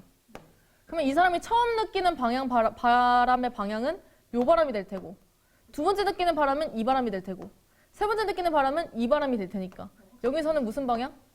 반시계 방향으로 바뀐다라고 얘기를 할 수가 있는 거야. 오케이? 그래서 온대저기압의 남쪽에 있는 애들 같은 경우에는 시계 방향, 북쪽에 서 있는 애들 같은 경우에는 시간이 지나면서 반시계 방향으로 풍향이 바뀐다라는 것도, 물론 뭐 그때그때 계산해서 풀 수 있는 사람들은 그냥 그때그때 생각해서 풀면 되겠지만, 조금 빠르게 머리를 굴리고 싶다라고 한다면 남쪽은 시계, 위쪽은 반시계다라는 것도 같이 기억해 두시면 나쁘지 않을 것 같아요. 오케이. 이제 거의 온대저기압 거의 끝나서 이제 2개만 하면 돼. 이동도 사실 방금 거의 다 했어. 온대저기압은 어디서 어디로 이동할까요? 서에서 동으로 이동한다. 왜냐? 온대저기압에 있는 북반구 중위도 부근에서는 항상 늘 편서풍이라고 하는 바람이 자꾸 불고 있기 때문에 편서풍의 영향으로 인해서 온대저기압은 항상 서쪽에서 동쪽으로 이동을 하게 된다. 이렇게 얘기를 할 수가 있는 거죠. 네 번째는 온대저기압 일생. 일생까지도 같이 기억을 해야 돼. 요 일생. 온대저기압이 처음 생길 때는 위에서 북반구에서 봐봐. 북반구 고위도에서는 찬 공기가 있다 그랬고, 그 다음에 북반구 저위도 쪽에서는 따뜻한 공기가 위쪽으로 올라가고 있겠죠. 둘이가 이렇게 세력을 막 싸우고 있다, 세력 다툼을 하고 있다가 갑작스럽게 둘 중에 어떤 하나가 더 세력이 강해질 때가 있어. 찬 공기가 갑자기 더 차지거나 혹은 따뜻한 공기가 갑자기 더 따뜻해지게 되면 갑자기 파동이 빵 하고 발생합니다. 여기서 정체선 상태에서 파동이 발생하면 울렁울렁 거리겠죠. 울렁울렁 거리다가 기본적으로 찬 공기의 속도가 더 빠르기 때문에 여기서 찬 공기가 내려오게 되고, 따뜻한 공기가 올라가는 이런 형태로 유지가 되면서 우리가 알고 있는 C자 모양의 온대저기압이 발달하게 된다. 그러다가 찬 공기의 속도가 더 빨라서 찬 공기가 따뜻한 공기를 점점 따라잡기 시작하면 가운데 쪽에서부터 폐색 구간이 만들어지게 되고, 이게 완전히 겹쳐지게 되면 폐색 전선이 완전하게 발달을 해서 이 넓은 구간에서 비를 막 내리다가 나중에 결론적으로 따뜻한 공기들이 전부 다 상층, 따뜻한 공기랑 차가운 공기 중에 두 개 밀도가 더 큰 게 누구야? 차가운 공기지. 두 개가 막 세력 다툼을 하다가 찬 공기는 결과적으로 밀도가 큰 애들이기 때문에 아래층에 다 쫙 깔려버리게 되고, 반대로 밀도가 작은 따뜻한 공기 같은 거는 위쪽으로 쫙 깔려버리게 되는 거야. 그래서 처음에서는 이렇게 연직 방향을, 이 벽을 기준으로 해서 아래쪽, 위쪽, 즉 저위도, 고위도 사이에서 이렇게 수평 방향에서 얘들의 세력 다툼이 일어났다면, 이 온대저기압이 다 만들어지고 폐색되고 나서는 상공 위아래 연직 방향으로 위쪽 부분에는 따뜻한 공기, 아래쪽 부분에는 차가운 공기가 깔리게 되면서 이 불균형 자체가 완전 해소되게 된다라고 얘기할 수 있는 거야. 오케이? 여기서 조금 어려운 거 하나 말해줄까? 온대저기압 같은 경우에 에너지원이 뭐게? 이거 배웠는데. 맞아, 위치 에너지. 왜? 여기서 어떤 식으로 위치 에너지가 바뀌었다고 얘기할 수 있어? 위치 에너지요? 따뜻한 게 이거하고 공기가 아래로 가려고 하면. 그치, 보면은 내가 이 옆에서 바라본 그림을 한번 단면을 그려볼게. 요 옆에서 이렇게 보고 있어. 눈이 좀 징그럽긴 하지만 대충 이해돼? 네. 얘를 옆에서 바라보면 지금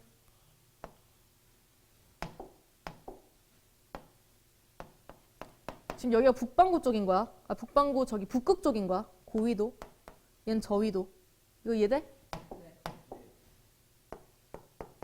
옆에서 바라보면 실제로 찬 공기가 왼쪽에 있고 따뜻한 공기가 저위도 쪽 오른쪽에 있는 이렇게 수평 방향에서 둘이 세력 다툼을 하고 있는 이런 양상이 처음엔 그려지겠죠. 둘 중에 밀도가 더 큰 곳이 어디였어? 찬 상공기 쪽이었지. 그럼 무게중심이 어디 쪽에 살짝 위치하는 거야? 요쪽에 살짝 위치하게 되는 거야. 요쪽. 근데 얘들이 세력 다툼을 막 하면서 요렇게 되잖아? 그러면 지금 보면 연직 방향으로 위쪽에 무슨 공기? 따뜻한 공기 깔리고 아래쪽에 찬 공기가 깔리는 요런 양상이 그려지게 되겠지. 이때 무게중심 어디예요? 이렇게 되는 거지. 두 개를 겹친다고 생각했을 때 원래 이 지점에 있던 요 지점에 있던 무게중심 자체가 여기로 슉 내려오게 되는 거야. 그래서 이 위치 에너지 자체가 지금 낮아진 거야, 높아진 거야? 낮아졌지. 이 위치 에너지가 낮아지면서 실제로 우리 역학적 에너지 보존에 의하면 위치 에너지랑 무슨 에너지의 합? 운동 에너지의 합이 일정해야 되죠. 위치 에너지가 줄어들게 되면서 반면에 운동 에너지가 높아지는 그런 현상에 의해서 온대저기압이 만들어진다.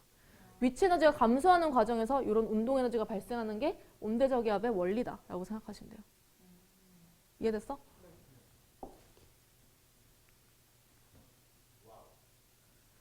잠깐 쉴까? 일기교는 잠깐 쉬었다가 하자. 어때? 휴식!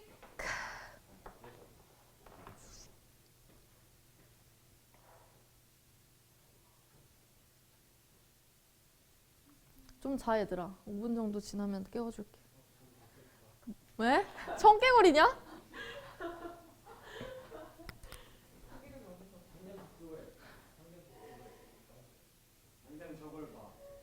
목 아파. 목이 아파.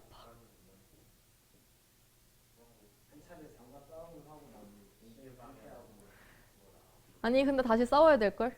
근데 찬공기가 왜 더 빨라요? 찬 공기가 밀도가 더 크니까?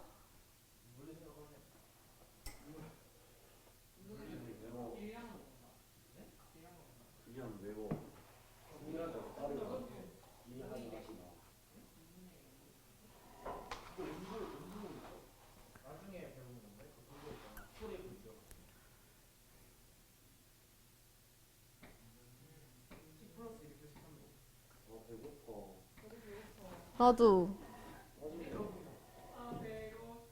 나도 배고파. 우리 유체지구 다 끝나면. 아, 근데 고체지구가 더 재밌지 않아? 왜냐면 같이 외우는 재미가 있었는데 얘는 사실 뭔가 외울 거라기보다는 이해하는 내용이 있으니까. 그 유체지구 문제 쓰는 게 훨씬 좀 까다로운 것 같아요. 아 그래? 고체지구보다? 근데 유체는 너무 어. 사고력을 요한다고 해야 되나? 맞아 맞아 맞아. 유체가 약간 그래. 맞아 맞아. 일기도를 보고 이게 생각하면 맞아. 개념이 되게 많지 않아. 맞아 맞아. 머리를 굴려야 돼. 외우면 차라리 끝나면 좋은 맞아. 그냥 즐겁게 우리 계속 카모실 대석패 이런 거 나면서 삼필갑방 이런 거 오필석 코리아 이런 거 하면서 욕이나 먹고 그래야 진짜 웃긴 것 같아요. 그래야 우리가 잠이 자지 않고 뭘?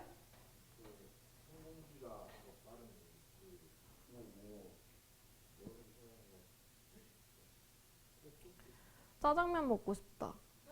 난 삼겹살도 먹고 싶어. 그런가 봐. 뭐 하나가 제가 그 학원에 맨날 가는데 그 월요일에 하고 가잖아요. 그러면은 제가 조금 되게 그 시간에 딱 맞춰서 간단 말이에요. 가면은 그 친구가 되게 다른 학교 친구거든요. 그래서 왜 이렇게 늦게 오냐고 막 그러는 거예요. 평소에는 이렇게 안 오나. 반가워 때문에? 반갑게 늦게 와 이랬더니 무슨 반가운데 지금은 반가워 이러고 엄청 자랑했어요. 그래서 우리 학교는 이런 거 없는데 아 진짜? 우리 학교 좋아해요. 반가워 우리가 근데 너네가 맞는 거죠 사실 이번 반가워는. 원래 반가워 없었는데 코로나 때문에 없어졌었는데 내가 반가워를 만들 수 있다는 걸 모르고 그때 당시 애들이랑 그냥 모여가지고 남아서 공부를 한 13명이서 그냥 지구과학 우리 같이 공부하자 이렇게 해서 그냥 수업 끝날 때마다 맨날 남아서 공부했단 말이야. 그러니까 학교 끝나고 일주일에 한 2-3번씩 공부했단 말이야. 근데 그거를 보고서 어떤 선생님이 그럼 차라리 반가워서를 만들어라. 뭐 하는 거냐. 이렇게 돼서 그때 최초로 반가워가 탄생됐어. 코로나 이후. 3년 전? 근데 이번에도 그래서 너네 내가 작년 같은 경우는 사실 3학년 애들이 처음 만난 애들이었거든? 1, 2학년 때 내가 수업을 안 해가지고. 근데 어쨌든 내가 3학년 수업을 들어가니까 얘들아 할 사람 있으면 신청해 이렇게 했더니 또 한 13명이 모인 거야. 근데 올해는 사실 내가 너네랑 아예 접점이 없으니까 원래 내가 3학년 썼었거든? 나 너네가 맨날 나한테 배신자라 그래가지고 나 이번만큼은 진짜 3학년 꼭 해야 된다 이러면서 3학년 썼는데 또 떨어진 거야. 그래서 큰일 났다. 애들이 나 싫어한다고 착각하겠다. 내가 애들 싫어한다고 착각하겠다 이러면서 방과후를 열었는데 신청도 이제 아무도 안 해. 근데 애들이 모르더라고 있었는지도. 그치? 그래서 시온이한테 연락을 했더니 감감무소식 그래서 시온이도 그냥 인강 듣는다고 하더니 생각이 없나 보다. 그러고 시무룩해 있었는데 갑자기 선생님 제가 뭐 할게요. 야 진짜 우리 조만간 짜장면 시켜 먹자. 동원 맛있잖아 동원. 알지? 무슨 무엇이요? 동원. 거기 짜장면 배달 와. 달라고. 작년 방과 애들이랑 엄청 시켜 먹었어. 막 엽떡도 먹고 피자도 먹고. 애들이 미쳐가지고 이제 원래 단원 정리할 때만 시켜 먹었는데 애들이 정주를 나서 매번마다 지들끼리 돈 모아가지고 어떤 애가 나 용돈 받아서 내가 쏠게 이러면서 갑자기 걔가 막 쏘고 이러는 거야. 그걸로 애들이 더 친해져가지고.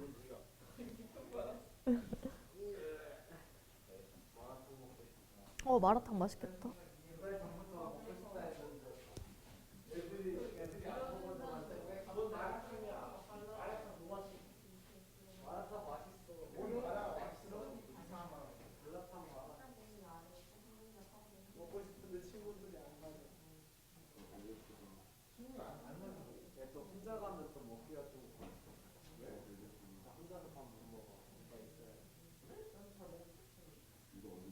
너네 혼밥 어디까지 해봤어? 어디? 떡볶이? 나 혼밥, 나 국밥집. 내가 지금까지 가본 최고 난이도가 국밥집이야. 난이도가 있어요. 난이도 있잖아. 만약에 난이도 중에 좀 상위권에 속하는 게 삼겹살집, 고깃집 가서 혼자 고기 구워 먹기. 아니면 혼자 뷔페 가기. 거기가 이제 최고 난이도지.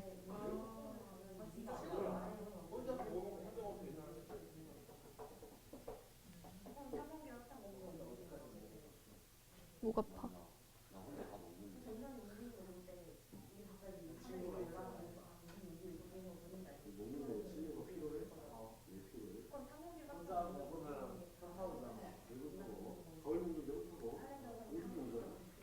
아니, 너무 남의 의식을, 너무 남의 시선을 신경 쓰는 거 같아. 맞아. 근데 살다 보면 별거 없어. 인생 별거 없어. 아니, 남이 그렇게 나한테 관심 없어. 응. 근데 혼자 가면 은근 재밌어. 눈치 보지 않고 남 속도 안 맞추고 혼자서 어떤 게? 혼자 못 먹는 거? 뭐가 이해가 안 돼? 혼자 밥 먹는 걸 못 한다는 게 이해가 안 가요. 근데 나도 옛날엔 그랬어. 너 F지? 뭔가 말할 때 티 같은데 눈물 흘려? 나 T지. 누가 봐도 T 아니야? 그래서 이해를 할 수가 없어 나는. 밥 먹는데 그냥 어. 나 원래 ENFP였어. 왜 밥을 안 먹어? 누구랑 친구랑 F였어.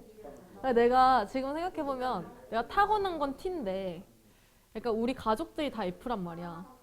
그래서 그 F를 강제주의 받아서 F로 살다가 성인이 되고 나니까 내 본 모습을 찾게 된 거야. 그래서 ENTP. 나는 ENTP. 해야 되는데. 너네 언제 가야 돼? 시연이 20분에 가야 된다 그랬나? 네. 이제 해야 되겠네.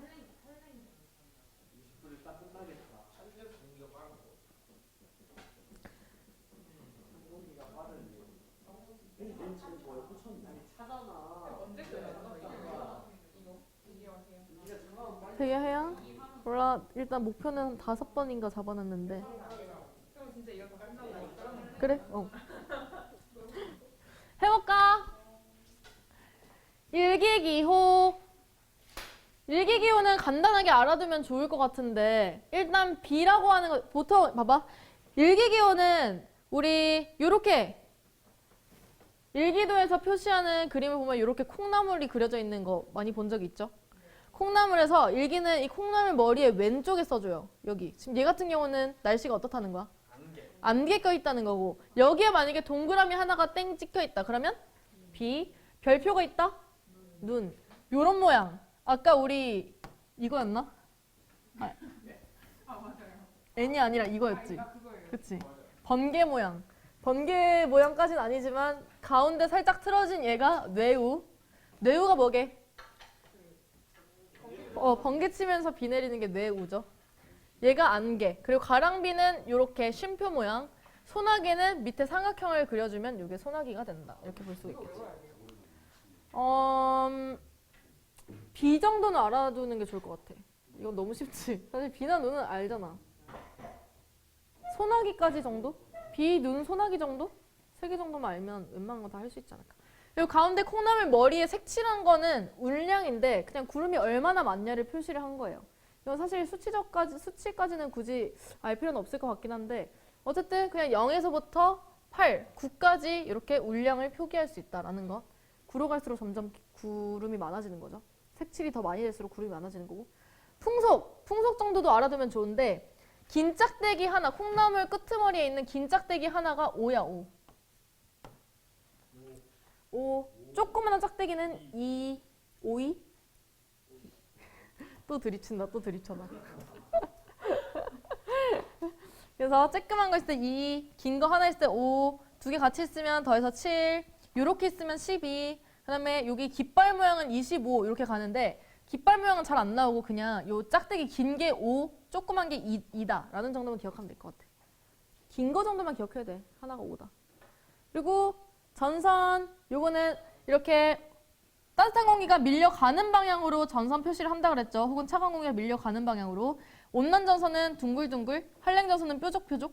폐색 전선은 두 개가 겹치는 거니까 앞에 온난 전선이 가고 있다가 뒤에서 한랭 전선이 따라잡는 거니까 두 개가 같은 방향으로 이동하고 있는 이렇게 둥글 뾰족이 반복되게 되고 반면에 정체 전선은 둘의 세력이 비슷한 애들이 서로 마주보고 있는 상태로 맞짱 뜨고 있는 상태니까 선을 기준으로 뾰족이 아래쪽, 그다음에 볼록이 위쪽, 보통은 이렇게 나타난다. 그리고 태풍은 이렇게 슝슝. 고기압은 H, 저기압은 L. 어렵지 않죠? 여기서 중요한 것 바로 기압입니다. 기압을 읽는 방법.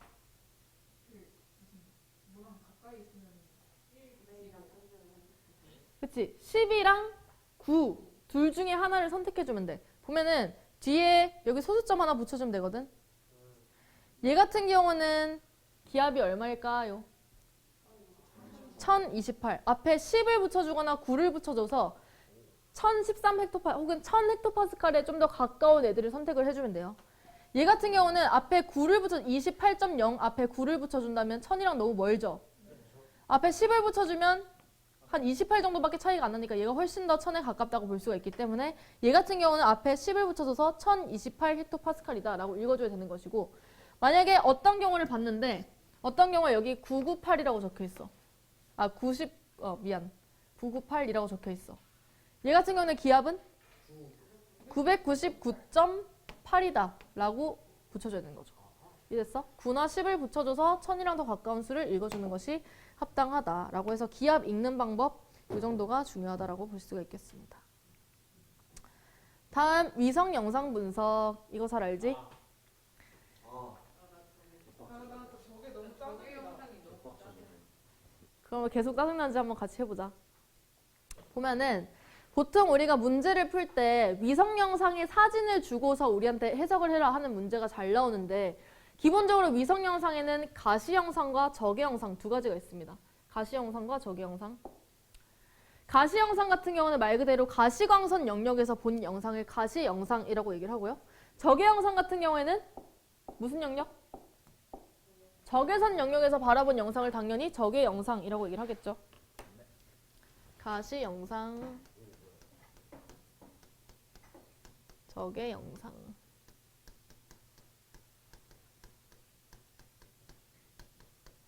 가시 영상 같은 경우는 그냥 우리가 봤을 때 여기 보이는 것처럼 구름과 지표면에서 반사된 태양빛의 반사 강도, 를 나타낸다. 그래서 반사도가 크면은 밝게 나타나고 반면에 반사도가 작으면 어둡게 나타나고 그냥 우리가 눈으로 보는 것 그대로 나타난다고 생각하면 돼. 그럼 만약에 가시 영상에서 엄청나게 하얀 부분이 관측됐다. 밝은 부분이 관측됐다. 라고 한다면 얘는 어떤 구름일까? 밝은 부분. 이 관측됐다고 한다면 가시 영상 같은 경우는 두꺼운 구름이라고 생각하면 돼요. 왜냐면 태양빛이 딱 봤을 때 태양빛 통과를 안 하니까 거기가 하얗게 보이는 것 아니야. 거기서 반사를 많이 하니까. 그래서 가시광선에서 많이 반사되는 부분은 밝은 부분이다 라고 생각하시면 되고요. 저기도 누가 수업하고 계시나? 물리도 방과후 해? 아니잖아.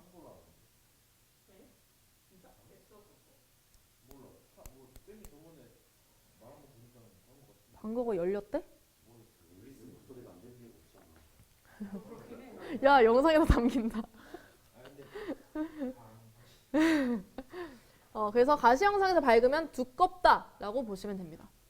반면에 적외 영상 같은 경우는 보시면 물체가 온도에 따라 방출하는 적외선 에너지 양의 차이를 이용한다라고 돼 있는데 뭐 굳이 이런 것까지는 머릿속에 만약에 잘 안 들어온다 치면 적외 영상 같은 경우에는 온도가 높은 곳이 어둡게 보인다고 생각하면 돼. 온도가 높은 곳에서 에너지 방출을 많이 하니까 실제로 뭐 반전하고 어쩌고 해서 조금 실제는 다르긴 하지만 그냥 우리가 직관적으로 기억하기 좋기 위해서는 온도가 뜨거운 데서 열을 많이 방출하고 방출하면 방출할수록 진하게 나타날 거 아니야. 그래서 색깔이 진한 부분이 에너지가 많은 부분. 허여멀건한 부분은 에너지가 많이 있다는 곳일까 없다는 곳일까? 허여멀건하니까 에너지가 별로 없다는 거야. 그럼 생각했을 때 지표 부근이랑 사람 서 있는 지표 부근이랑 상공 부근 새가 지나가고 있는 슝슝 너무 귀엽지? 상공 부근이랑 둘 중에 어디에서 온도가 더 높을까요? 지표 부근. 지표 부근에서는 무슨 에너지가 있기 때문에? 지구 복사 에너지가 나오고 있기 때문에 실제로 적외선 영역 같은 경우 특히 지구 복사 에너지는 적외선 영역이거든. 그래서 지표랑 가까우면 가까울수록 적외선 에너지가 많고요. 상공으로 올라가면 올라갈수록 적다라고 얘기할 수가 있어요. 그러면 적외 영상에서 밝게 보인다, 하얗게 보인다라고 한다면 여기서는 뭘 가리킬까? 적외선 에너지가 많이 나와, 적게 나와? 적게 나온다는 걸 의미하지? 적외선 에너지가 적게 나오려면 지표의 근처에 있어야 돼, 상공에 있어야 돼? 상공에 있어야 돼. 그래서 적외선 영역에서 하얗게 보인다는 것은 높은 구름이라는 걸 의미해요. 최상부 높이가 높은 구름.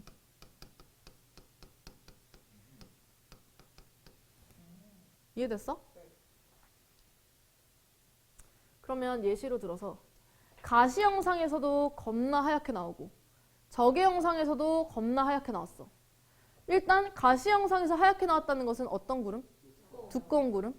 근데 적외 영상에서 하얗게 나왔대. 적외 영상에서 하얗다는 것은 최상부 높이가 높은 구름. 그럼 두꺼우면서 최상부 높이가 높다는 것은 밑에서부터 높이까지 겁나 두껍게 구름이 형성되어 있다는 것을 의미하죠. 얘는 무슨 형 구름이 되는 거야? 저군형 구름이 되는 것이고. 그럼 또 질문해 볼게. 가시 영상에서는 그냥 흐리멍텅하게 나왔어. 근데 적외 영상에서는 겁나 하얗게 나온 거야. 그치? 얘는 어디에 위치한? 높은 곳의 상공에 위치한 승운형 구름이다. 얇은 구름이다. 라고 판단을 하면 되는 거겠죠. 이래도 어려워? 근데 허여멀건한 그치? 허여멀건한 게 에너지가 별로 없다. 허여멀건이라는 표현이 너무 적절하지 않아? 그치? 희발이 없는 느낌. 허여멀건. 적외선에서 허여멀건하면 높이가 높은 애들. 왜? 적외선 에너지가 많이 없기 때문에. 쉽지? 그리고 여기서 기억해야 될 거 한 가지 너무너무 쉬운 것. 가시 영상의 특징. 밤에는 관측 가능하다, 불가능하다? 밤에는 관측이 불가능하다라는 것은 기억을 해두셔야 된다라는 것까지. 얘는 밤에도 관측 가능해 안 해? 밤에도 관측 가능한 거. 이게 다야. 가시광선 가시광선 적외선선. 그치? 헷갈리는데 이렇게 하면 안 헷갈려. 다음 시간에 또 물어봐 줄게. 다음은 태풍. 태풍은 실상 진짜 나열된 거 봐봐. 이 꼬락서니를 보시라. 휴. 태풍은 일단 태풍 발생에서 정의 배워야 되고, 발생 과정, 어떻게 발생하는가, 그리고 에너지원은 무엇인가, 발생 조건은 어떤 조건에서 잘 생기는가, 이런 거 볼 테고, 두 번째로는 태풍의 구조는 어떻게 생겨먹었으며 여기서 각각 구역에서 날씨는 어떤가, 세 번째는 태풍은 어떻게 이동하는가, 네 번째는 그러면 태풍은 어떤 피해를 미치는가, 다섯 번째는 태풍 진행 경로에 따라서 풍향은 어떻게 변하는가. 아까 여기서 했었지. 온대저기압 같은 경우는 저기압 중심부의 남쪽에 있으면 시계 방향, 북쪽에 있으면 반시계, 물론 북반구 기준이겠지만 이렇게 변한다고 치면, 얘 같은 경우는 과연 어느 영역에 있을 때 풍향이 어떻게 변하는가, 그리고 마지막 태풍은 어떻게 사라지는가, 이렇게 배우면 끝나는데, 실상 뭔가 엄청 장황하게 적혀 있긴 하지만 보면은 그냥 대충 다 외우는 내용들이라서 크게 어렵진 않다. 금방금방 하고 넘어갈게. 이건 굳이 이해할 내용이 별로 없는 것들이니까. 맞아. 오이시가 또 등장을 할 것이야. 일단 태풍이라고 하는 것은 위도 5에서 25도, 수온 대략 27도씨 이상인 열대 해상에서 발생하는 최대 풍속 몇 미터 퍼 세크 이상?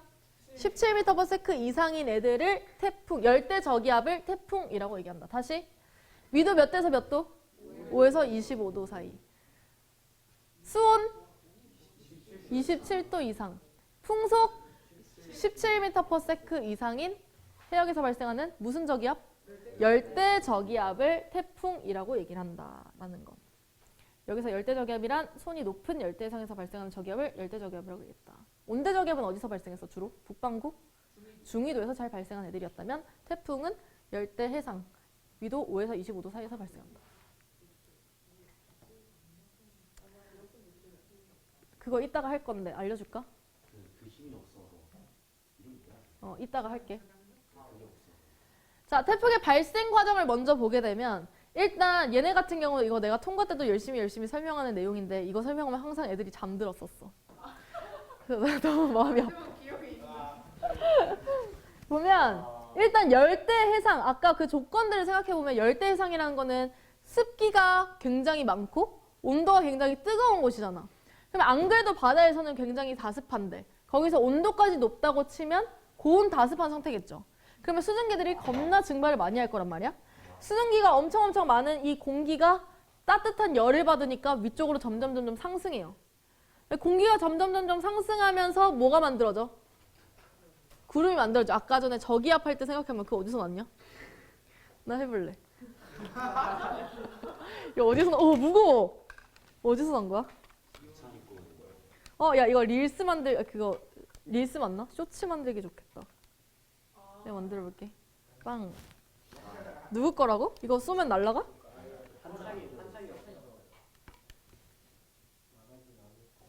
이거 졸면 내가 이렇게 써도 돼, 맨날. 들고 있다. 조는 사람 팔 이렇게 맞춰가지고 뭐라고? 이거 어깨에 이렇게 하는 거 맞지? 이렇게 하고. 너무 무섭겠다. 무섭지? 야, 이렇게 하는 것만으로도 잠 깨지 않을까? 야, 나 지금 사격 잘해.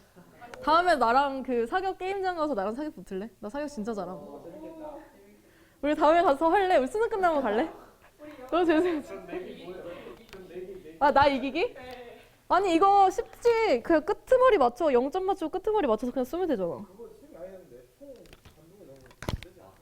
아니, 빡 쏘고 나서 반동이 나타나는 거다. 쏘고 반동이 있는 거지. 쏠 때 반동이 나타나는 건 아니잖아. 쏠 때 잘 없어지는. 그치? 쏠 때 이렇게 해서 탁. 우리의 목표 첫 번째. 기록을 해두자. 첫 번째 목표 사격하기. 수능 끝나고. 짜장면은 수능 끝나기 전이잖아. 끝나고. 수능 끝나고 첫 번째 목표는 사격장 가기. 그리고 나 하나 더 추가할래. 인생 네컷 찍기. 안 찍어봤어요? 아니, 우리끼리. 원래 꾸겨 넣어서 찍는 게 맛이잖아. 사격하고 찍으면 돼요. 사격하고 찍으러 가자. 그치? 어쨌든 다시. 그래서 구름이 막 생성되면서 얘들이 상승하는 과정에서 어떤 회전하는 힘을 받아서 점점 공기가 회전하게 돼요. 회전하면서 여기에서 지금 공기가 막 수렴하다가 상승 기류가 점점 강해져. 왜 상승 기류가 더 강해지게?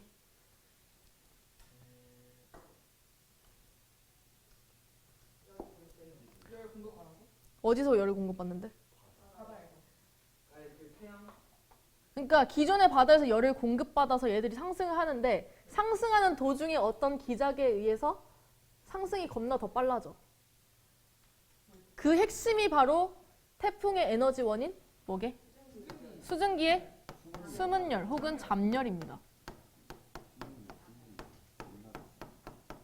왜 그러냐면 봐봐. 얘네가 지금 수증기 상태에서 구름이 됐잖아. 근데 상승기를 만나서 구름이 된다는 건 수증기가 뭐가 된다는 거야? 응결돼서? 수증기는 기체잖아 원래. 응결돼서 액체가 물방울이 된다는 거지. 물방울이 된다는 것 자체가 기체에서 액체가 된다는 건데 기체에서 액체가 되려면 에너지를 주변으로 방출해야 돼? 흡수해야 돼? 방출해야 되지. 여기서 물방울이 되는 과정에서 이 수증기들이 액체가 되면서 주변으로 공기덩어리 안으로 열을 계속해서 방출하는 거야. 잡열을 방출하는 거야. 지가 액체가 되기 위해서.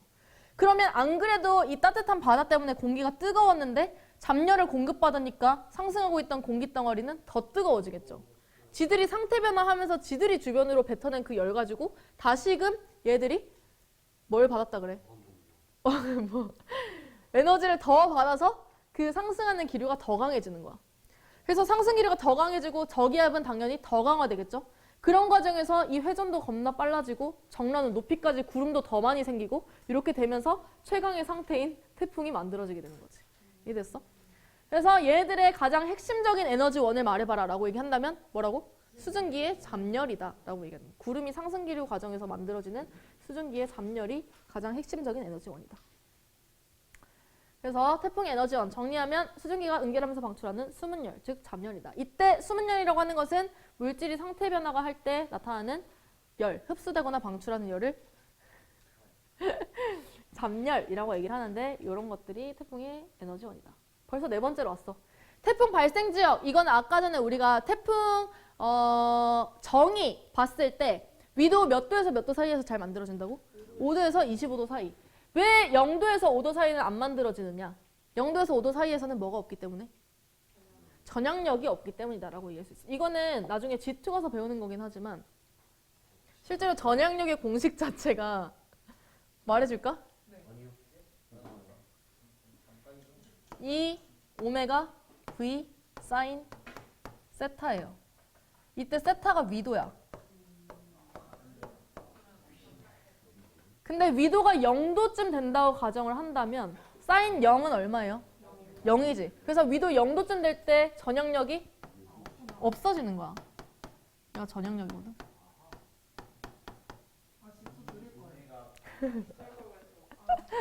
근데 G2 때 여기서 얘기 안 해야지. 기록에 남으니까. 왜요? 나중에 알려주세요.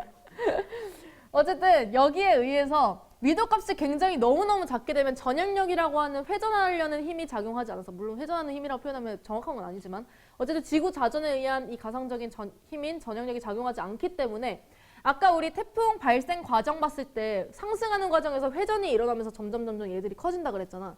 근데 전향력이 없는 0에서 5도 사이쯤에서는 굉장히 이 힘이 약해서 회전하는 힘이 발생을 하지 않기 때문에 태풍이 발생할 수 없다라고 얘기할 수 있는 거지. 이게 어려운 내용은 아니지? 실제로 남반구보다는 북반구에서 이런 태풍이 더 많이 발생을 한다고 하고요. 그리고 여기 태평양으로 봤을 때 무역풍의 영향으로, 무역풍은 지금 열대지방이니까 무역풍의 영향으로 인해서 따뜻한 물들이 서쪽 부근에 굉장히 많이 몰려 있는 거야. 그래서 거기에 의한 영향으로 동태평양보다 서태평양에서 더 발생하는 빈도가 높다라고 얘기를 합니다. 세 번째 태풍 구조. 휴. 그래서 일단 한번 읽어보면 태풍 규모는 대략 지름 200에서 한 1500km까지 200에서 1500까지 굉장히 다양하고요. 높이는 대략 15km. 우리 그때 생각했을 때 대륙권의 높이 대략 몇 킬로 정도였게? 대륙권. 응. 대륙권. 아, 180. 10권은 알아.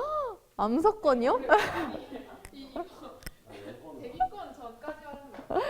대기권 어떻게 돼? 층상구조, 대기의 층상구조. 아, 성층권 전에 뭐 있어? 대륙권. 그래. 대륙권, 성층권. 이거는 말해봐. 10권 말고 오, 중간권. 마지막이 10건이었잖아. 대륙권 높이가 대략 한 10에서 11km 정도 됩니다.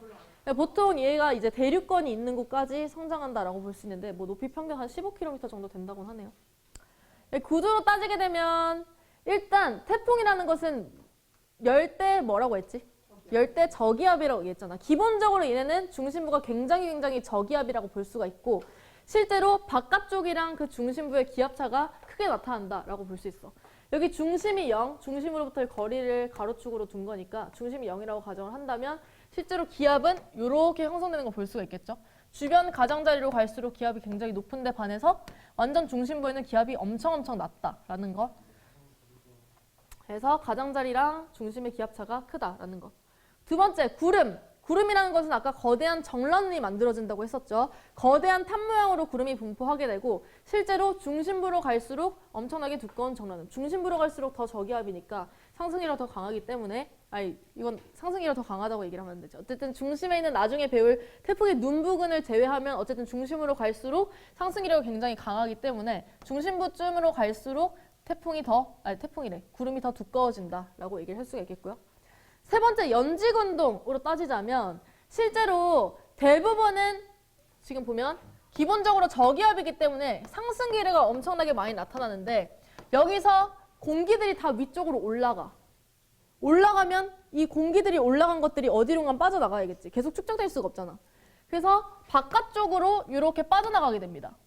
거기에 전향력을 추가하게 되면 마치 이거 고기압에서 바람이 불어나가는 것처럼 이렇게 시계 방향으로 바람이 불어나가게 된다라는 것도 같이 기억하시고요.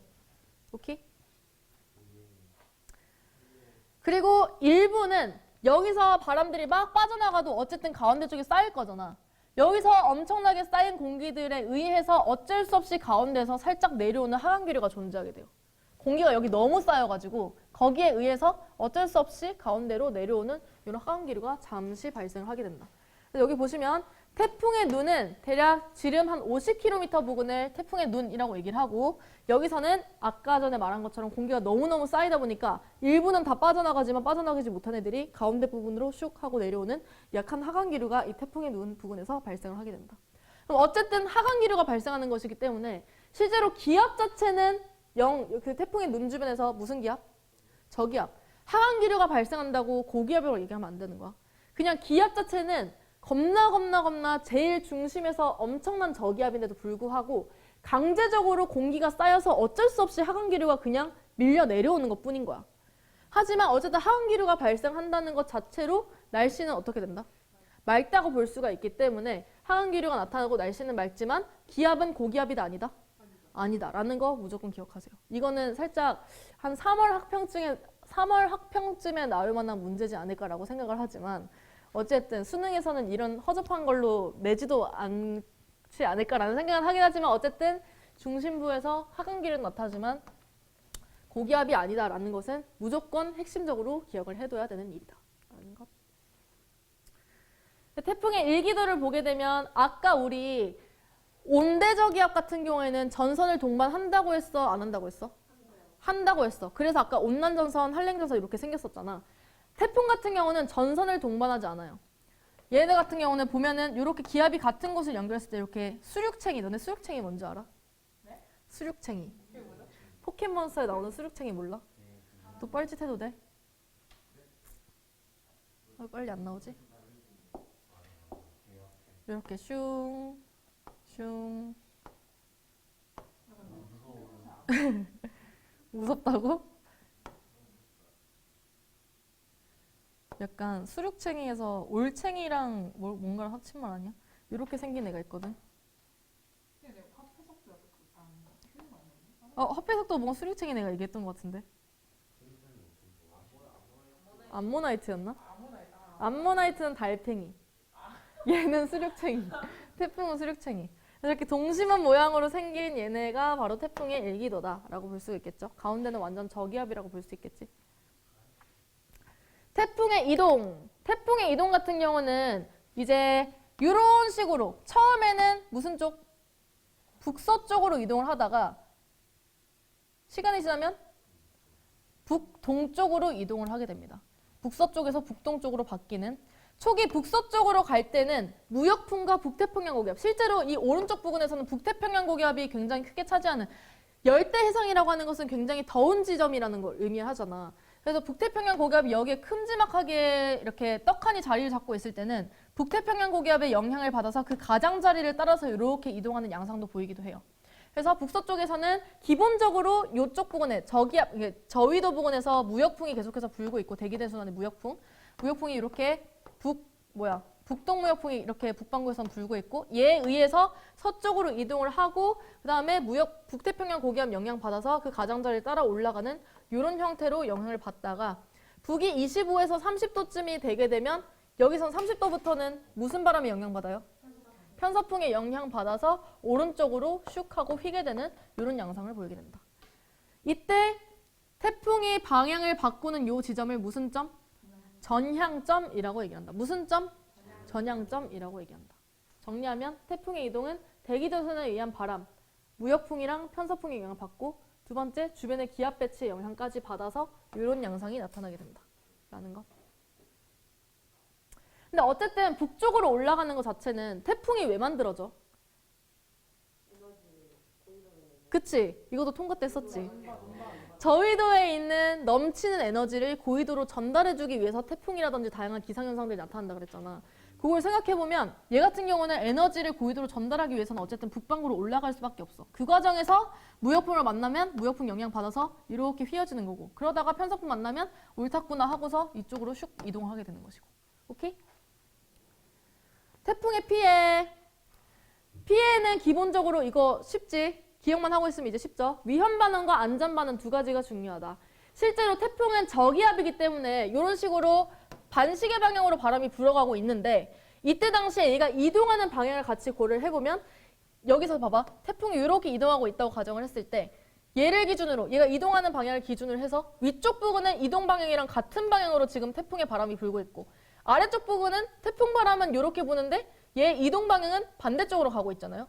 그렇기 때문에 얘 진행 경로를 기준으로 해서 오른쪽 반원에서는 태풍의 풍속, 태풍의 풍향과 이동 방향이 각기 일치하기 때문에 여기서는 풍속이 더해지기 때문에 때문에 두 번 썼지. 더해져서 이 풍속이 더 강해지기 때문에 이때 당시에는 굉장히 위험 반원이다라고 얘기할 수 있겠고 반대로 아래쪽 같은 경우는 태풍의 이동 방향과 태풍 내부에 있는 풍향 자체가 반대 방향으로 나타나기 때문에 이때는 두 개가 상쇄되면서 그나마 안전 반원이다라고 얘기할 수 있는 거야. 정리하면 진행 방향의 오른쪽은 무슨 반원? 위험 반원. 왼쪽은 안전 반원이다라고 얘기를 합니다. 그 이유는 태풍 내부의 바람 방향과 태풍의 이동 방향 두 개가 더해지느냐 반대 방향이 되느냐라는 것을 기준으로 나타내면 된다는 거. 피해는 쉽지. 강풍, 홍수, 침수. 그다음에 얘네에 의해서 해수면이 갑자기 높아진다거나 저기압에 의해서 해수면이 딸려 올라가면 해수면이 높아진다거나 혹은 얘네로 인해서 폭풍해일이 발생을 하게 된다거나 그리고 이것도 이제 지구과학 2에서 나오는데 폭풍해일. 그리고 만조랑 물이 가득 차 있을 때를 만조라고 얘기를 하는데 이 만조 때 갑자기 태풍이 불어가지고 해수면이 더 높아지면 피해는 훨씬 더 커지겠죠. 게다가 이 높아진 잠깐의 그 파동으로 인해서 해일이 발생하게 되면 이제 쓰나미 이런 것들이 발생을 하게 될 수도 있는. 물론 쓰나미는 지진 해일을 쓰나미라고 얘기를 하지만 쓰나미라고 얘기를 하면 안 되고 폭풍해일이라고 얘기를 해야겠죠. 휴 배고파. 거의 끝나가고 있어. 태풍의 역할, 일단 에너지를 재분배해준다. 아까 얘기한 것처럼 저위도에 넘치는 에너지들을 고위도로 보내주는 역할을 하는 대표적인 역할을 하는 애들이 태풍이다. 두 번째는 수자원의 공급원. 얘들이 구름을 엄청 많이 만들고 가서 고위도 쪽에 비를 뿌려주게 되면 결과적으로 비가 부족한 애들, 물이 부족한 애들의 수자원을 공급해주는 역할을 할 수도 있겠죠. 세 번째는 좋은 어장 형성. 강풍이 밑에 있는 애들까지 물을 확 뒤섞여주기 때문에 밑에 있는 영양물질을 끌어올려서 좋은 어장을 형성해주기도 한다라고 하지만 이건 사실 너무너무 우리가 지구의 관점에서 본 너무 미화된 장점이지 않을까라고 생각하고 실제로 인명피해나 이런 게 훨씬 더 크지 않을까라는 생각은 합니다. 거의 끝나가 이제. 6번째, 태풍 주변에서 풍향 변화. 이거 하면 이건 진짜 별거 아니야. 다들 알지 이거는? 그냥 태풍이 이렇게 지나간다고 치면 여기 A 지점에 사람이 서 있고 B 지점에 사람이 서 있다고 가정했을 때 태풍이 만약에 이렇게 지나가. 근데 태풍이라는 것 자체가 일단 저기압이잖아. 그냥 다른 거 차치하고 뭐 태풍의 뭐 반시계 방향 이런 거 그냥 다 생각하지 말고 태풍이 저기압이기 때문에 바람은 저기압 쪽으로 불어 들어가요? 저기압에서 불어 나가요? 불어 들어가지. 내 주변에 공기가 부족하니까 주변에서 공기를 채우려고 불어 들어오는 거잖아. 그럼 태풍이 이 지점에 있을 때, 요 지점에 있을 때, 요 지점에 있을 때를 각각 생각을 해본다면 첫 번째 지점에 있을 때 A 같은 경우 일단 기본적으로 태풍은 저위도에서 고위도로 올라가는 거잖아. 그치? A 지점에서 봤을 때는 초반에 여기에 태풍이 위치해 있을 때는 바람이 이렇게 불 테고 두 번째 태풍이 여기 있을 때는 바람이 이렇게 불 테고 세 번째 태풍이 여기 있을 때는 바람이 이렇게 불겠죠. 1번, 2번, 3번 생각하면 얘는 어떻게 돼? 반시계 방향으로 슉 이렇게 변하는 것이고 반대로 B 같은 경우 처음에 태풍이 이 지점에 있을 때 저위도에 있을 때 바람이 이렇게 불고 그 다음에 중간 지점 나 옆에 있을 때 이렇게 불고 그 다음에 나보다 고위도에 있을 때 이렇게 부니까 1번, 2번, 3번 순서대로 하면 바람은 이렇게 가는 거야. 얘는 무슨 방향? 반시계. 얘는 시계 방향이다 라고 생각을 하면 태풍 진행 경로의 왼쪽 부분에 있는 애들은 반시계 방향으로 풍향이 변하고 오른쪽에 있는 애들은 시계 방향으로 풍향이 변한다. 그래서 여러분이 계속해서 얘기하고 있는 OVC 진행 방향의 오른쪽에 있는 애들은 태풍 안에 있는 바람 풍속과 태풍의 이동 속력이 더해져서 무슨 반원? 위험 반원이라고 얘기를 하고 왼쪽 부분은 아까 안전 반원이라고 얘기를 했었죠. 그래서 이걸 기억하기 쉽게 하기 위해서 이건 진짜 한 10몇 년 동안 전통으로 내려오는 그 암기 방법. 오른쪽은 태풍 진행 방향의 오른쪽은 위험 반원 그리고 풍향 변화는 시계 방향이다 라고 해서 OVC라고 기억을 하는 거죠. OEC. OEC.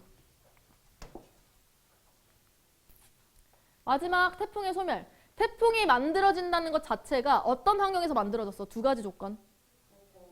세 가지 조건이지 사실 엄밀히 따지면. 일단 5에서 25라는 것 자체가 무슨 힘이 작용하고? 전향력이 있고. 두 번째? 온도, 수온 몇 도씨 이상? 27도씨 이상이라는 것은 온도가 높을 때. 세 번째? 그치, 열대 해상에서 발생한다 했으니까 수증력이 굉장히 많은 영역. 요 세 가지 조건을 만족해야 된다라고 얘기를 했는데 세 가지 중에 어떤 하나가 사라지게 되면 전향력이라고 하는 것은 일단 기본적으로 생성될 때를 말하기 때문에 전향력을 빼고 이미 생성된 이후에 얘네가 소멸되는 이유를 봤을 때 첫 번째, 수증기가 더 이상 공급이 되지 않을 때 두 번째, 더 이상 열이 공급되지 않을 때 요 두 가지의 경우를 마주치게 되면 얘네는 소멸할 수밖에 없다는 거야. 첫 번째, 갑자기 찬바다를 만났어. 그러면 열이 있어 없어? 열이 없어. 그리고 따뜻한 바다에서는 증발이 겁나 잘 되지만 찬바다에서는 증발이 많이 돼? 안 돼? 안 돼. 그렇기 때문에 수증기 공급이 줄어들게 되면서 세력이 급격하게 감소하게 된다. 두 번째, 더 첩첩산중이지. 육지를 만났어. 육지 만나면 아예 수증기 자체가 있어 없어? 없으니까 태풍의 에너지원 자체가 아까 뭐라 그랬지? 수증기의 잡열인데 그 에너지를 공급해주는 수증기 자체 공급이 안 돼. 플러스 육지에 상륙하게 되면 기존의 물을 지날 때보다 마찰력이 어떻게 돼요? 엄청 커지는 거야. 육지 같은 경우는 지표면 거칠기라고 얘기를 하는데 뭐 나무도 있고 건물도 있고 하면서 육지를 만나게 되면서 마찰력이 늘어나게 되면서 세력이 급격하게 줄어든다. 그래서 두 가지 경우. 첫 번째 뭐를 만났을 때? 차가운 바다 만났을 때. 두 번째 육지에 상륙했을 때. 이 두 가지 경우에 이런 이유에 의해서 태풍이 소멸되게 된다라는 거. 마지막은 요건데 온대저기압이랑 열대저기압 비교하는 거.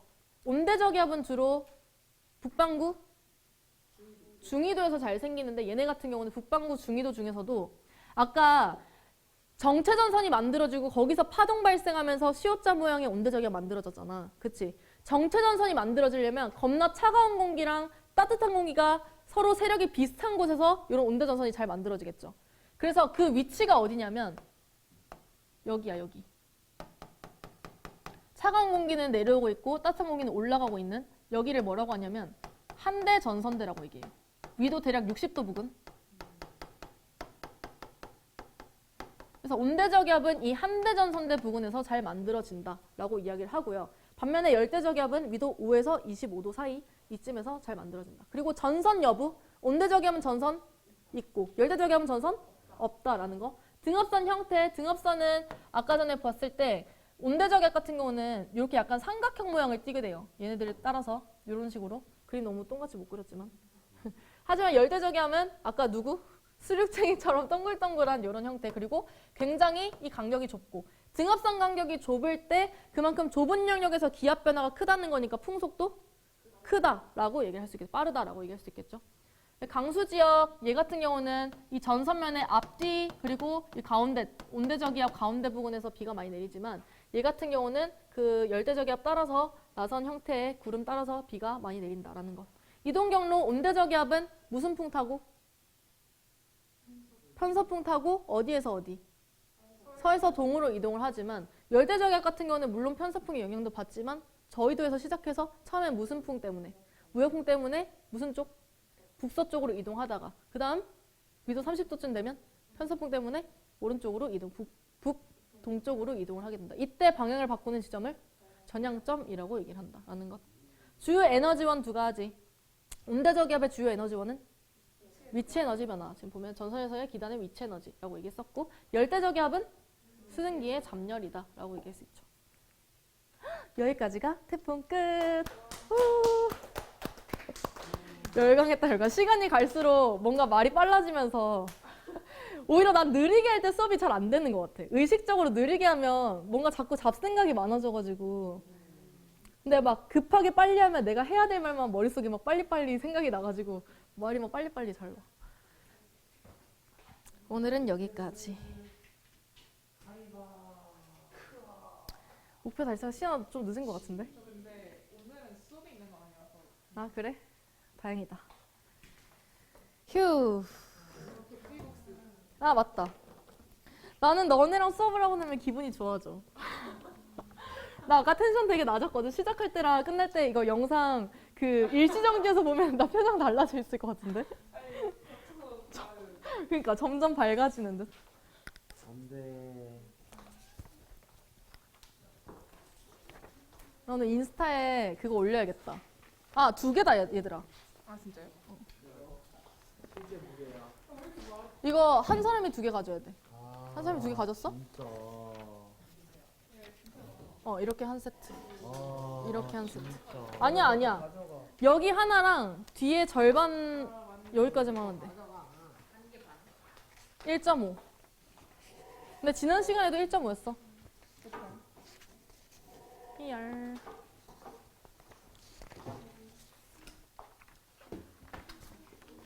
기분이 좋은 나. 후후. 아, 이거 총 쏘는 거 올려야지. 그러면 그거 뭐지? 알고리즘 타고 총일 좋아하는 사람이 지구가 스나이퍼를 우와 좋다. 나 오늘 영상에 그걸로 할까? 오늘 영상에 그 썸네일로 총 저거 할까? 지스 나쁘지 않네. 지구 스나이퍼. 얘들아 인사해. 안녕. 아니 경호한테도 인사하고 화면들에게 인사. 안녕. 깜짝 놀랐어. 나 녹화 안 하고 있었던 줄. 안녕.